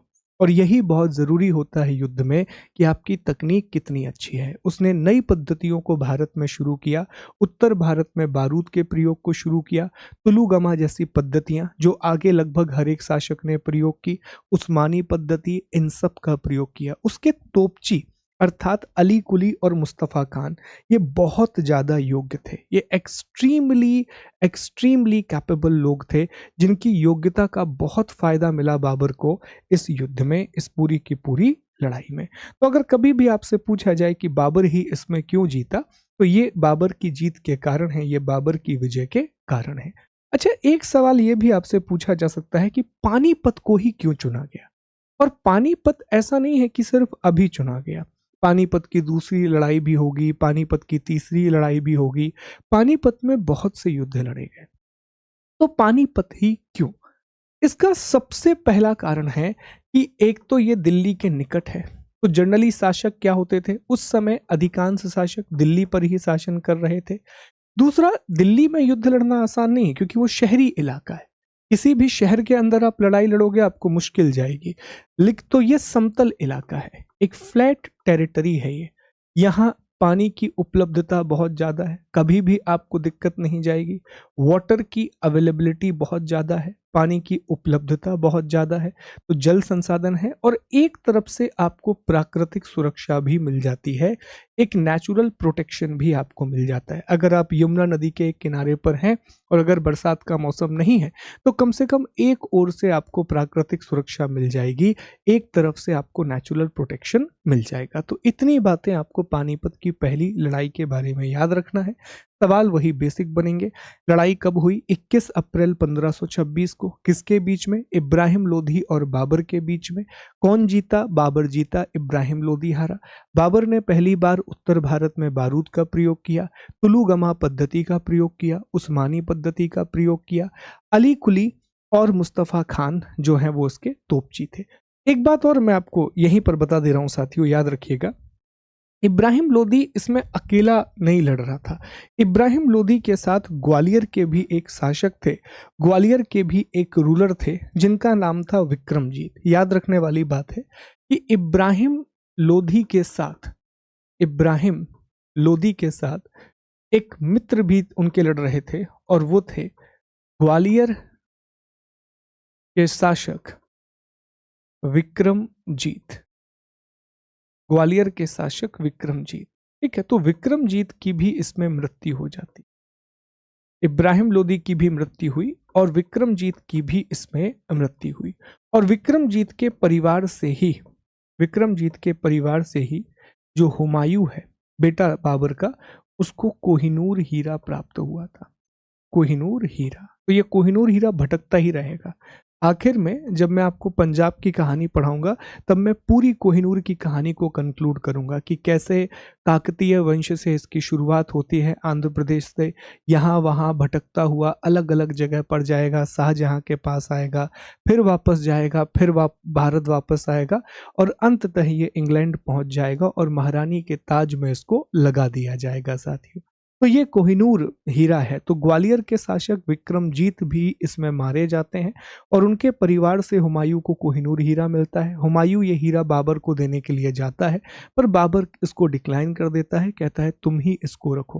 कहा जाता है कि हुमायूं के प्रति बाबर का बहुत अधिक स्नेह था, ऐसा किताबें लिखती हैं। चलिए, तो ये तो हो गई पानीपत की पहली लड़ाई, फर्स्ट बैटल ऑफ पानीपत। ठीक है, और इसी के बाद जो बाबर है उसको कलंदर कहा गया था। तो ये कहानी मैं आपको बता चुका हूं कि जब पानीपत की लड़ाई बाबर जीत जाता है तो इसके बाद उसे कलंदर की उपाधि दी गई, उसे कलंदर का टाइटल दिया गया। अब जो दूसरा युद्ध है वो है खानवा का युद्ध, अर्थात बैटल ऑफ खानवा। बिल्कुल परेशान मत होना, हर एक बात जो है ना वो लिखी हुई है, तो बिल्कुल भी आपको परेशान नहीं होना है। बैटल ऑफ खानवा अर्थात खानवा का युद्ध। तो खानवा का युद्ध कहां पर हुआ सर? ये राजस्थान में हुआ। कब हुआ? तो सर ये युद्ध मार्च 1527 में होता है। किस किस के बीच में हुआ सर? इसमें एक तरफ बाबर और दूसरा मेवाड़ के महाराणा सांगा। वही ये मेवाड़ है जिसमें हमीर देव हुए, वही मेवाड़ जिसमें महाराणा सांगा, वही मेवाड़ जिसमें आगे जाकर के महाराणा प्रताप होंगे। और जब हम आपको महाराणा प्रताप के बारे में बताएंगे तब हम आपको मेवाड़ की पूरी कहानी एक बार ब्रीफ में बता देंगे। ठीक है, तो महाराणा सांगा, इसमें महाराणा सांगा का जो साथ है ना वो अफगानियों ने दिया था। हसन खान मेवाती, महमूद लोदी, आलम खान लोदी, मेदनी राय, इन सब ने सहयोग किया था। तो अगर महाराणा सांगा के सहयोगियों की हम बात करें, महाराणा सांगा के सहयोगियों की बात करें तो मेदनी राय ने सहयोग किया था। यही कारण था कि मेदनी राय से लड़ाई हुई। अफगानियों ने सपोर्ट किया था, जो अफगानी हैं उन्होंने भी सपोर्ट किया था। जैसे अफगानियों में महमूद लोदी का नाम आता है, महमूद लोदी से भी लड़ाई होगी, घाघरा का युद्ध होगा। ठीक है, हसन खान मेवाती का नाम आता है और हसन मेवाती की इसमें मृत्यु भी हो गई थी, हसन मेवाती की डेथ भी हो गई थी। और आलम खान का भी नाम आता है, आलम खान लोदी। तो इन सभी लोगों ने मदद की थी, हसन खान मेवाती, महमूद लोदी, आलम खान लोदी, मेदनी राय से लड़ाई ही इसलिए हुई थी बाबर की कि राणा सांगा को सपोर्ट किया था। ठीक है, कि राणा सांगा को सपोर्ट किया था। खानवा के युद्ध की विशेषता यह है कि सेना लड़ाई करने के लिए तैयार नहीं थी। बाबर की जो सेना है वो लड़ने के लिए बिल्कुल भी तैयार नहीं थी, उसे बिल्कुल भी नहीं लड़ना था साथियों। अब सवाल यह है कि कैसे मनाया जाए, लोगों को कैसे मनाया जाए? तो बाबर ने इस युद्ध से पहले एक स्पीच दिया और उस स्पीच में उसने जिहाद का नारा दिया कि ये जिहाद है, ये कोई युद्ध नहीं है, ये तो जिहाद है। जिहाद का मतलब होता है काफिरों को खत्म करना। काफिर शब्द का प्रयोग किया गया है जो इस्लाम को नहीं मानते। तो जब भी आप किसी चीज को धर्म से जोड़ देते हैं ना, मैं बार बार आपसे कहता हूं कि धर्म एक ऐसा विषय होता है जो बहुत आसानी से लोगों को ट्रिगर कर सकता है। तो जैसे ही बाबर ने धर्म से चीजों को जोड़ा, ऑटोमेटिकली सेना में जोश आ गया। बाबर ने इतना ही नहीं किया, बाबर ने कहा कि हम तमगा नाम का जो कर है वो भी खत्म कर देंगे। तमगा एक टैक्स है जो मुसलमानों से लिया जाता था, उसको भी खत्म कर दिया। मुसलमानों से पूरी तरीके से तमगा वसूलना बंद कर दिया। एक प्रकार का इसे टोल टैक्स बोलते थे या इंपोर्ट एक्सपोर्ट टैक्स बोलते थे, तो वो भी खत्म कर दिया गया। इसने उन्हीं के सामने शराब के पूरे बर्तन तोड़ दिए कि कहा कि अब हम आदर्श इस्लाम का पालन करेंगे, मैं कभी भी शराब नहीं पीऊंगा। तो सेना जो है वो बहुत ज़्यादा उत्साहित हो जाती है, जो सेना है वो बहुत बहुत ज़्यादा मोटिवेटेड हो गई साथियों, बहुत ही ज़्यादा सेना उत्साहित हो गई। फिर खानवा की लड़ाई हुई। खानवा की लड़ाई में महाराणा सांगा की हार होती है और इसके बाद बाबर ने एक उपाधि धारण की थी, बाबर ने गाजी की उपाधि धारण की थी। तो ये प्रश्न पूछा जाता है कि किस युद्ध के बाद बाबर ने गाजी की उपाधि धारण की। तो खानवा के युद्ध के बाद बाबर ने गाजी की उपाधि धारण की थी। महाराणा सांगा को ना धोखा दिया था कुछ लोगों ने, अदरवाइज महाराणा सांगा हारते नहीं। जैसे रायसेन के तलहदी तनवर, नागौर के खानजादा, इन सब लोगों ने बहुत विश्वासघात किया था महाराणा सांगा के साथ। फिर महाराणा सांगा कालपी जाते हैं और कालपी में ना उन्हीं के कुछ सैनिकों ने उनको जहर दे दिया था धोखे से। तो कालपी में फिर उनकी मृत्यु हो जाती है और अंततः भीलवाड़ा राजस्थान में एक जगह है, वहां पर इनका फिर समाधि बनाई गई है, वहीं पर इनका अंतिम संस्कार किया गया था महाराणा सांगा का, और बहुत कम एज में। और अगर महाराणा सांगा होते तो शायद बाबर के लिए बहुत ही बड़ी चुनौती वो लेकर के आते, बहुत ही बड़ा एक चैलेंज लेकर के आते। ठीक है, तो ये खानवा का युद्ध है, बैटल ऑफ खानवा है। सवाल क्या बनेगा, कब हुआ? मार्च 1527 में। किसके बीच में? महाराणा सांगा और बाबर के बीच में। बाबर ने कौन सी चीजों का प्रयोग किया? जिहाद का नारा दिया, जीतने के बाद गाजी की उपाधि धारण की, शराब के बर्तनों को तोड़ दिया। महाराणा सांगा की मदद किसने की थी? मेदिनी राय, महमूद लोदी, हसन खान मेवाती और आलम खान लोदी। एक ज्योतिष भी था, ये बड़ी एक और कहानी है, बस याद रखने वाली बात नहीं है कि एक मोहम्मद शरीफ नाम का ज्योतिष था, तो बाबर से आकर के मिला और बाबर से मिलने के बाद उसने कहा था कि तुम्हारी हार इसमें तय है, तुम कुछ भी कर लेना लेकिन तुम नहीं जीतने वाले। तो उसने भविष्यवाणी की थी ऐसी बाबर के सामने आकर के। मुझे नहीं पता आगे की कहानी क्या है, पर मैं जानना चाहता था कि उस ज्योतिष का पता नहीं क्या किया होगा इन लोगों ने। तो ये खानवा की लड़ाई है, ये बैटल ऑफ खानवा है साथियों। ठीक है, खानवा का युद्ध या बैटल ऑफ खानवा, तो ये सब याद रखना। और भी बहुत सारी ना ऐसी कहानियां हैं कि झाला अज्जा हुए, और झाला अज्जा नाम नाम के एक सैनिक थे। जब महाराणा सांगा चले गए, बहुत घायल हो चुके थे, 80-90 घाव उनके शरीर पर थे, तो झाला अज्जा नाम के एक सैनिक थे, उन्होंने फिर महाराणा सांगा के वस्त्रों को धारण किया था और युद्ध में लड़ाई लड़ी थी। तो ये झाला अज्जा का नाम भी आता है उसमें। तो ये बहुत सारे वीरों के नाम आते हैं, जब राजस्थान का इतिहास आप पढ़ते हैं कभी, तो फिर आपको ये सारी बातें जानने के लिए मिलती हैं। चलिए, तो अब आगे बढ़ेंगे साथियों। खानवा का युद्ध भी हो गया, पानीपत की लड़ाई भी हमने डिस्कस कर ली बहुत बढ़िया तरीके से, पानीपत को ही क्यों चुना, हारा क्यों, ये सारी बातें हमने डिस्कस कर ली। अब खानवा और पानीपत के बाद अगली जो लड़ाई आती है वो है चंदेरी की लड़ाई या चंदेरी का युद्ध। मध्य प्रदेश वाले इलाके में चंदेरी का युद्ध हुआ साथियों। तो चंदेरी का युद्ध कब होता है? जनवरी 1528 में। बाबर है और बाबर की लड़ाई होती है मेदिनी राय से। मेदिनी राय, ठीक है, इसमें मेदिनी राय की हार हो जाती है। और कारण क्या था लड़ाई का? कारण वही था कि इन्होंने महाराणा सांगा की महाराणा सांगा की मदद की थी साथियों। अब इस युद्ध की कुछ घटनाएं ये हैं कि पहली बार हमें शेर खान, जिसे आगे जाकर के शेर शाह सूरी के नाम से जाना जाएगा, ये इस युद्ध में बाबर की सेना में था। ये इस युद्ध में बाबर की सेना में था। तो पहली बार हमें शेर खान का उल्लेख मिल रहा है या शेर शाह सूरी का उल्लेख मिल रहा है। दूसरी बात कि इसमें भी बाबर ने जिहाद का नारा दिया था। इसमें भी बाबर ने जिहाद का नारा दिया था कि हम जिहाद करने के लिए जा रहे हैं, अर्थात काफिरों को खत्म करने के लिए जा रहे हैं। अगली बात यह थी कि जब इसमें मेदिनी राय की हार हो गई, जब मेदिनी राय इसमें पराजित हो गए साथियों, तो इनकी रानी थी, रानी का नाम था मणिमाला। रानी का नाम था मणिमाला, याद रखिएगा, रानी मणिमाला। तो रानी मणिमाला जो है, इन्होंने 1600 राजपूत स्त्रियों के साथ मिलकर के जौहर किया था साथियों। इन्होंने 1600 राजपूत स्त्रियों के साथ मिलकर के जौहर किया था। तो रानी मणिमाला की जो पूरी की पूरी कथा है, जो गाथा है उनकी, वो भी बहुत महान है कि 1600 महिलाओं के साथ मिलकर के इन्होंने जौहर किया था। तो ये चीज भी आपको पता होनी चाहिए। यहाँ से भी सवाल अक्सर बन जाते हैं, रानी मणिमाला का उल्लेख हो जाता है।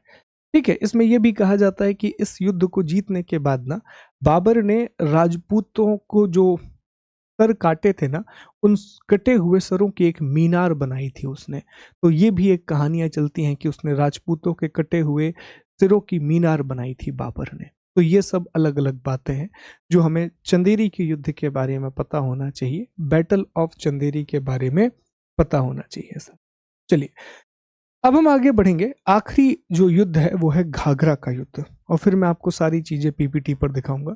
आखिरी जो युद्ध है वो है घाघरा का युद्ध, अर्थात बैटल ऑफ घाघरा। जो घाघरा का युद्ध है या जो बैटल ऑफ घाघरा है, ये लड़ा गया था मई 1529 में। जैसा हमने डिस्कस किया कि ये बाबर की आखिरी लड़ाई थी, ये बाबर की अंतिम लड़ाई थी साथियों, और ये अफगानियों के विरुद्ध हुआ था। ठीक है, और अफगानियों का जो नेतृत्व कर रहा था वो था महमूद लोदी। इब्राहिम लोदी का भाई है ये इब्राहिम लोदी का भाई है। तो महमूद लोदी इसमें नेतृत्व कर रहा था। युद्ध का कारण वही है जो हम पहले भी डिस्कस किए हैं कि राणा सांगा की मदद की थी महमूद लोदी ने, राणा सांगा की सहायता की थी, और दूसरा अफगानियों को बाबर पूरी तरीके से खत्म करना चाहता था। अफगानियों को बाबर पूरी तरह से खत्म करना चाहता था। और इसमें जो शेर खान है, इसमें जो शेर खान है और नुसरत खान, वही शेरशाह सूरी, इन दोनों ने इस बार महमूद लोदी की मदद की थी। इन दोनों ने महमूद लोदी की मदद की। अब इस युद्ध के बारे में ना एक बहुत इंटरेस्टिंग बात है। देखो ये युद्ध कहाँ हो रहा है, तो बिहार में चौसा करके एक जगह है, चौसा बिहार में युद्ध हो रहा है। अब ये एक ऐसी जगह है जहाँ दो नदियां आकर के मिलती हैं। एक नदी गंगा नदी है और एक घाघरा नदी है। तो इन दोनों नदियों का ना मिलन होता है इस इलाके में। गंगा नदी है और घाघरा नदी है। तो यहीं पर चौसा नाम की जगह है, यहीं पर यह लड़ाई हुई थी। ये ना मध्यकालीन भारतीय इतिहास का बहुत इंपॉर्टेंट है। ये मध्यकालीन भारतीय इतिहास का, मिडाइवल इंडियन हिस्ट्री का पहला युद्ध है, प्रथम युद्ध है जो कि एम्फीबियन है, अर्थात जो कि स्थल और पानी दोनों में लड़ा गया। यही से सवाल बनता है कि मध्यकालीन भारतीय इतिहास का पहला एम्फीबियन युद्ध कौन सा है, अर्थात उस युद्ध का नाम बताइए जो कि जमीन और पानी दोनों में लड़ा गया, जो कि थल और जल दोनों में लड़ा गया। तो ये वो युद्ध था जो कि जल और थल दोनों में लड़ा गया था, लैंड और वाटर दोनों में ही इस युद्ध को लड़ा गया था साथियों। ठीक है, तो ये चार युद्ध हैं, इनके बारे में पता होना चाहिए। बेसिक इंफॉर्मेशन मैंने आपको दे दी है। अब यहाँ से जो सवाल बनेंगे वो बहुत आसानी से आप अटेम्प्ट कर पाओगे। आइए देख लेते हैं। तो ये लिखा है पानीपत का पहला युद्ध, फर्स्ट बैटल ऑफ पानीपत। तो लाहौर के सूबेदार दौलत खान, उसका बेटा दिलावर खान और इब्राहिम लोदी के चाचा आलम खान ने इनवाइट किया था। इब्राहिम लोदी की हार और मृत्यु, बाबर ने बारूद, तुलुगमा पद्धति और उस्मानी पद्धति का प्रयोग किया। पानीपत हरियाणा में यमुना नदी के किनारे है। पानीपत को ही क्यों चुना, तो दिल्ली का प्रवेश द्वार है, समतल मैदान है, पानी की उपलब्धता है और प्राकृतिक सुरक्षा प्रदान करता है। ये पानीपत है साथियों। आप देख सकते हैं दिल्ली, मैंने मैप में गलत बना दिया था, दिल्ली के नीचे बना दिया था, दिल्ली के ऊपर है पानीपत, ये बस ठीक कर लेना। ठीक है, तो बाबर ने दिलावर खान को खान खाना की उपाधि प्रदान की थी। बाबर ने दिलावर खान को खान खाना की उपाधि इसके बाद दी थी साथियों। यही बात की तुलगमा पद्धति और उस्मानी पद्धति क्या है। तोप खाने का अध्यक्ष उस्ताद अली कुली और मुस्तफा खान थे। ग्वालियर के शासक विक्रमजीत ने इब्राहिम लोधी के पक्ष में सहायता की थी और यहीं से कोहिनूर हीरा मिला था। बाबर ने कहा था कि काबुल की गरीबी अब नहीं रही और बाबर को कलंदर कहा गया क्योंकि हर एक निवासी को एक एक चांदी का सिक्का उसने दान किया था।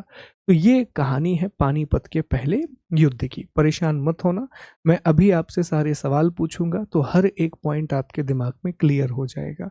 फिर आता है खानवा का युद्ध। आगरा से लगभग 10 मील की दूरी पर है खानवा, राजस्थान में। राणा सांगा या महाराणा संग्राम सिंह की इसमें पराजय होती है। बाबर ने जिहाद का नारा दिया। मलिक कासिम और मुनीम अनगा तुलुगमा शैली को चला रहे थे और बाबर द्वारा गाजी की उपाधि धारण की गई। एक ज्योतिष थे मोहम्मद शरीफ, उन्होंने बाबर के हारने की भविष्यवाणी की थी। झाला अज्जा ने खानवा के युद्ध में महाराणा सांगा का स्थान लेते हुए उनके छत्र को धारण किया। महाराणा सांगा की सहायता हसन खान मेवाती, महमूद लोदी, आलम खान लोदी और मेदिनी राय ने की थी। हसन खान मेवाती मारा गया। युद्ध में हार के कारण ये रहे कि रायसेन के सलहदी तनवर और नागौर के खानजादा ने विश्वासघात किया। अंततः 30 जनवरी 1528 को महाराणा सांगा की मृत्यु होती है। देखो ये पूरी टाइमलाइन है। महाराणा हमीर सिंह, महाराणा खेता सिंह, महाराणा लखा सिंह, महाराणा मोकल सिंह, महाराणा कुंभा सिंह, उदय सिंह, रायमल सिंह और महाराणा सांगा। महाराणा सांगा के बाद महाराणा रतन सिंह है। ठीक है, फिर आप देख पाए तो महाराणा विक्रमादित्य हैं, महाराणा उदय सिंह है और ये महाराणा प्रताप है। महाराणा प्रताप के बाद फिर एक अलग फैमिली ट्री आगे बढ़ता है। महाराणा प्रताप के बाद एक अलग फैमिली ट्री आगे बढ़ता है साथियों कि महाराणा प्रताप हैं, फिर इन दोनों के बीच में 19 महाराणा आए, फिर भूपाल सिंह है, भगवत सिंह है और अभी इनके बेटे जिनको आप अक्सर देखते रहते होंगे सोशल मीडिया पर, वो लक्ष्य राज सिंह है, जो महाराणा परिवार के फैमिली से ही आते हैं या राणा परिवार से बिलोंग करते हैं। तो मेवाड़ में जो महाराणा हुए हैं इनका एक बहुत ही गौरवशाली इतिहास है। ठीक है, बहुत अनफॉर्चुनेट है, मैं बार बार इन बातों को दोहराता हूँ कि हमारी किताबों में इन्हें जगह नहीं दी गई है जितनी जगह मिलनी चाहिए थी। कितने लोगों को आज भी नहीं पता कि मेवाड़ घराने की शुरुआत कौन सी थी या फिर मेवाड़ में कौन सा वंश शुरू हुआ। ठीक है, हमें बप्पा रावल के बारे में नहीं पता, बहुत लोगों के बारे में नहीं पता। मैक्सिमम लोग तो ये भी नहीं जान पाते कि अच्छा जो राणा सांगा है और महाराणा प्रताप है वो एक साथ जुड़े हुए, एक ही कड़ी में ये बंधे हुए लोग हैं। ठीक है, तो ऐसा नहीं है, माना ये रीजनल हिस्ट्री है पर ये हमारी इतिहास के अनसंग हीरोज हैं। कभी भी कोई भी शासक मेवाड़ ने कभी किसी को निश्चिंत होकर शासन करने ही नहीं दिया। हमेशा लड़े हैं, हमेशा लड़े हैं अपनी मातृभूमि के लिए, अपनी जमीन के लिए। ठीक है, तो वो एक पॉइंट है कि जिसको होना चाहिए इतिहास में, जिसको अलग से होना चाहिए। सौदिया वंश, ये सारी चीजें यहीं से कनेक्ट होती हैं।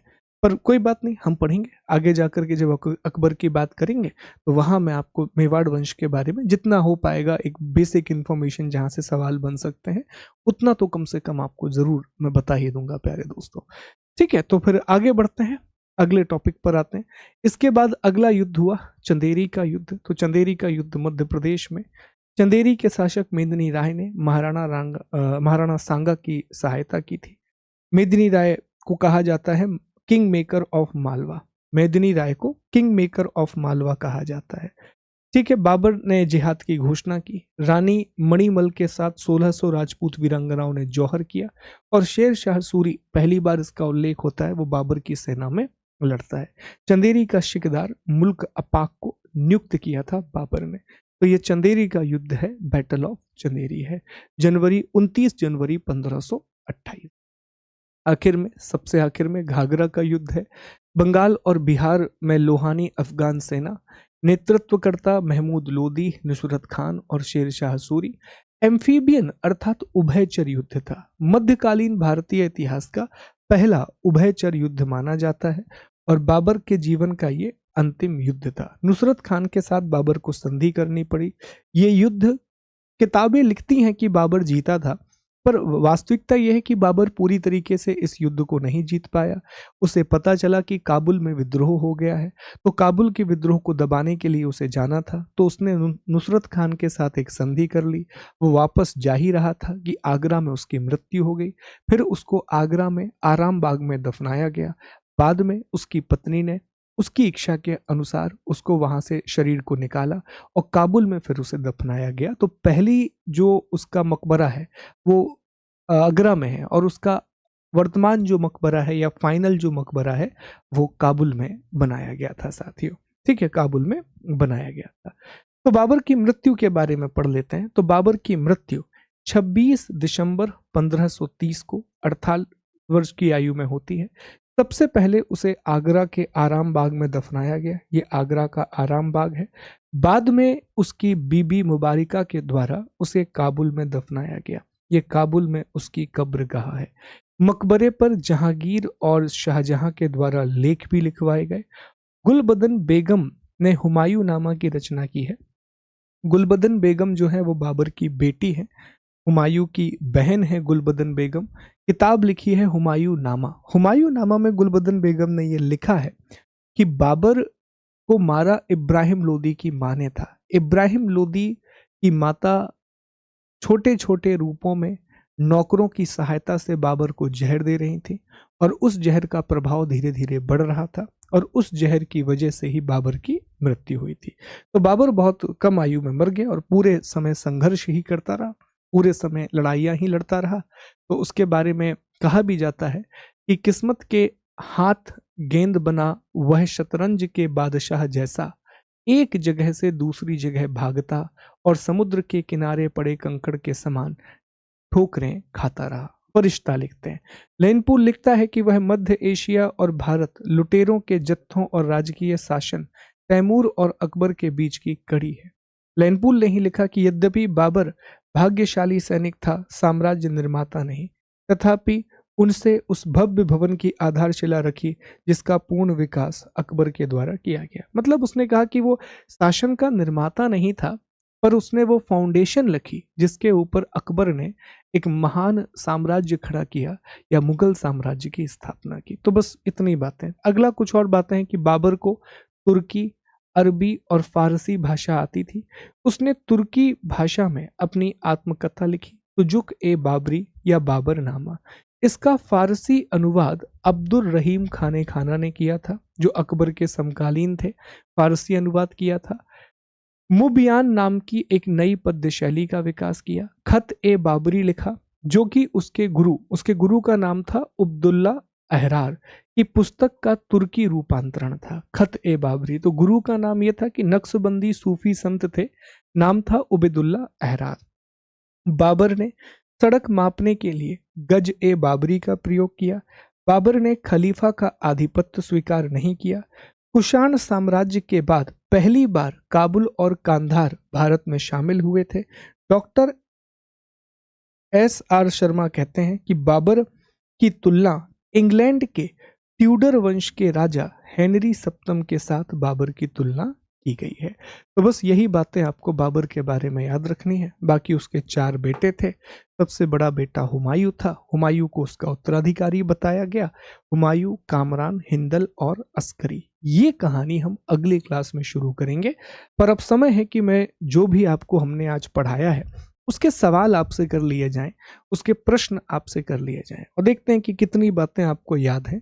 आप भी कोशिश कीजिएगा जवाब देने की, देख पाइएगा कि कितनी चीजों को आप जवाब दे पा रहे हैं।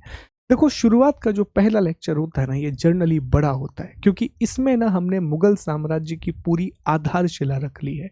जो पूरा का पूरा मुगल एम्पायर है ना, उसका बेस हमने बना लिया है। हमने सब कुछ पढ़ लिया, हमने पूरे शासकों के नाम पढ़ लिए। तो चलो, पहला सवाल मेरा आपसे यही है कि मुगल साम्राज्य के शासकों को क्रम से जमाओ। तो जवाब क्या आ गया है? सबसे पहले बाबर, फिर हुमायूं, फिर अकबर, जहांगीर, शाहजहां और औरंगजेब। ये प्रमुख शासक हुए। अगला सवाल, मुगल साम्राज्य की राजकीय भाषा कौन सी थी? तो जवाब आएगा, मुगल साम्राज्य की राजकीय भाषा फारसी थी। अगला सवाल, किस मुगल शासक ने सबसे लंबे समय तक शासन किया? तो अकबर का शासनकाल सबसे लंबा रहा है। अकबर ने सबसे अधिक समय तक शासन किया है। अगला सवाल, बाबर का जन्म कहाँ हुआ था? फरगना। 14 फरवरी 1483 को उज्बेकिस्तान फरगना में उसका जन्म हुआ था। वह भारत कब आया? 1519 यूसुफ जाई जाति के खिलाफ बाजौर में उसने पहला आक्रमण किया। अगला, काबुल का शासक कब बना? 1504 में, जहां उसने मिर्जा की उपाधि का त्याग किया और बादशाह की उपाधि धारण की। बाबर के पिता का नाम क्या था? उमर शेख मिर्जा। बाबर के पिता का नाम था। तैमूर लंग की 5वीं पीढ़ी से संबंधित थे। जो माता है कुतलुक निगार खानम, वो चंगेज खान की 14वीं पीढ़ी से संबंधित थी। अगला सवाल, बाबर ने भारत में कौन कौन से प्रमुख युद्ध लड़े? तो 4 प्रमुख युद्ध थे। सबसे पहले 21 अप्रैल 1526 को पानीपत की पहली लड़ाई, जिसमें इब्राहिम लोदी की हार होती है। अब मार्च 1528 में खानवा की लड़ाई, जिसमें मेवाड़ के महाराणा सांगा की लड़ाई हार होती है। तीसरा, चंदेरी का युद्ध, जो कि जनवरी 1528 में लड़ा गया। माफ कीजिए, मैंने खानवा के युद्ध का ईयर गलत बोल दिया। खानवा की लड़ाई 27 में हुई थी। 1527 में खानवा की लड़ाई होती है। 1528 में चंदेरी की लड़ाई होती है और 1529 में घाघरा की लड़ाई होती है। घाघरा की लड़ाई अंतिम लड़ाई थी। इसके बाद बाबर वापस चला जाता है, लेकिन वापस जाते समय आगरा में उसकी मौत हो जाती है। सबसे पहले उसको आगरा के आरामबाग में दफनाया जाता है, बाद में उसको काबुल में दफना दिया जाता है। बाबर को साहित्य का बहुत शौक था। उसने तुर्की भाषा में अपनी आत्मकथा लिखी, अपनी ऑटोबायोग्राफी लिखी, जिसका नाम तुजुक ए बाबरी था। तुजुक ए बाबरी का ट्रांसलेशन अब्दुल रहीम खाने खाना ने फारसी भाषा में किया था, जो कि अकबर के समकालीन था। गुलबदन बेगम उसकी बेटी का नाम था। 4 उसके बेटे थे, हुमायूं, अस्कनी, हिंदल, कामरान। एक बेटी थी गुलबदन बेगम। गुलबदन बेगम ने हुमायूं नामा की रचना की, जिसमें कहा गया कि बाबर को इब्राहिम लोदी की माता ने थोड़ा थोड़ा जहर दे करके मारा था। बाबर ने सड़कों के मापने के लिए गज ए बाबरी का प्रयोग किया। पहली बार था कुषाणों के बाद। एक बार चंद्रगुप्त मौर्य के समय में, अशोक के समय में, जब पूरा अफगानिस्तान भारत का हिस्सा था। फिर कुषाणों के समय में अफगानिस्तान भारत का हिस्सा बना और अब बाबर के समय में अफगानिस्तान भारत का हिस्सा बना था। अन्यथा ये हिस्से कभी भी लंबे समय तक भारत का हिस्सा नहीं बने रह सके। तो ये पूरी कहानी है बाबर की। उम्मीद है कि आपको क्लास समझ में आई होगी। उम्मीद है कि इससे एक फाउंडेशन आपकी तैयार हो गई होगी। अब जो बातें मैं आपको पढ़ाऊंगा वो बहुत आसान रहेंगी। जैसे हुमायूं वाला लेक्चर बहुत ही छोटा है, 20-25 मिनट का लेक्चर है, पर ये इस लेक्चर का महत्व बहुत ज़्यादा है, क्योंकि यहीं से आपकी फाउंडेशन बनेगी। तो थैंक यू, मिलते हैं आपसे अगले लेक्चर में। अपना ख्याल रखिए। जय हिंद, जय भारत।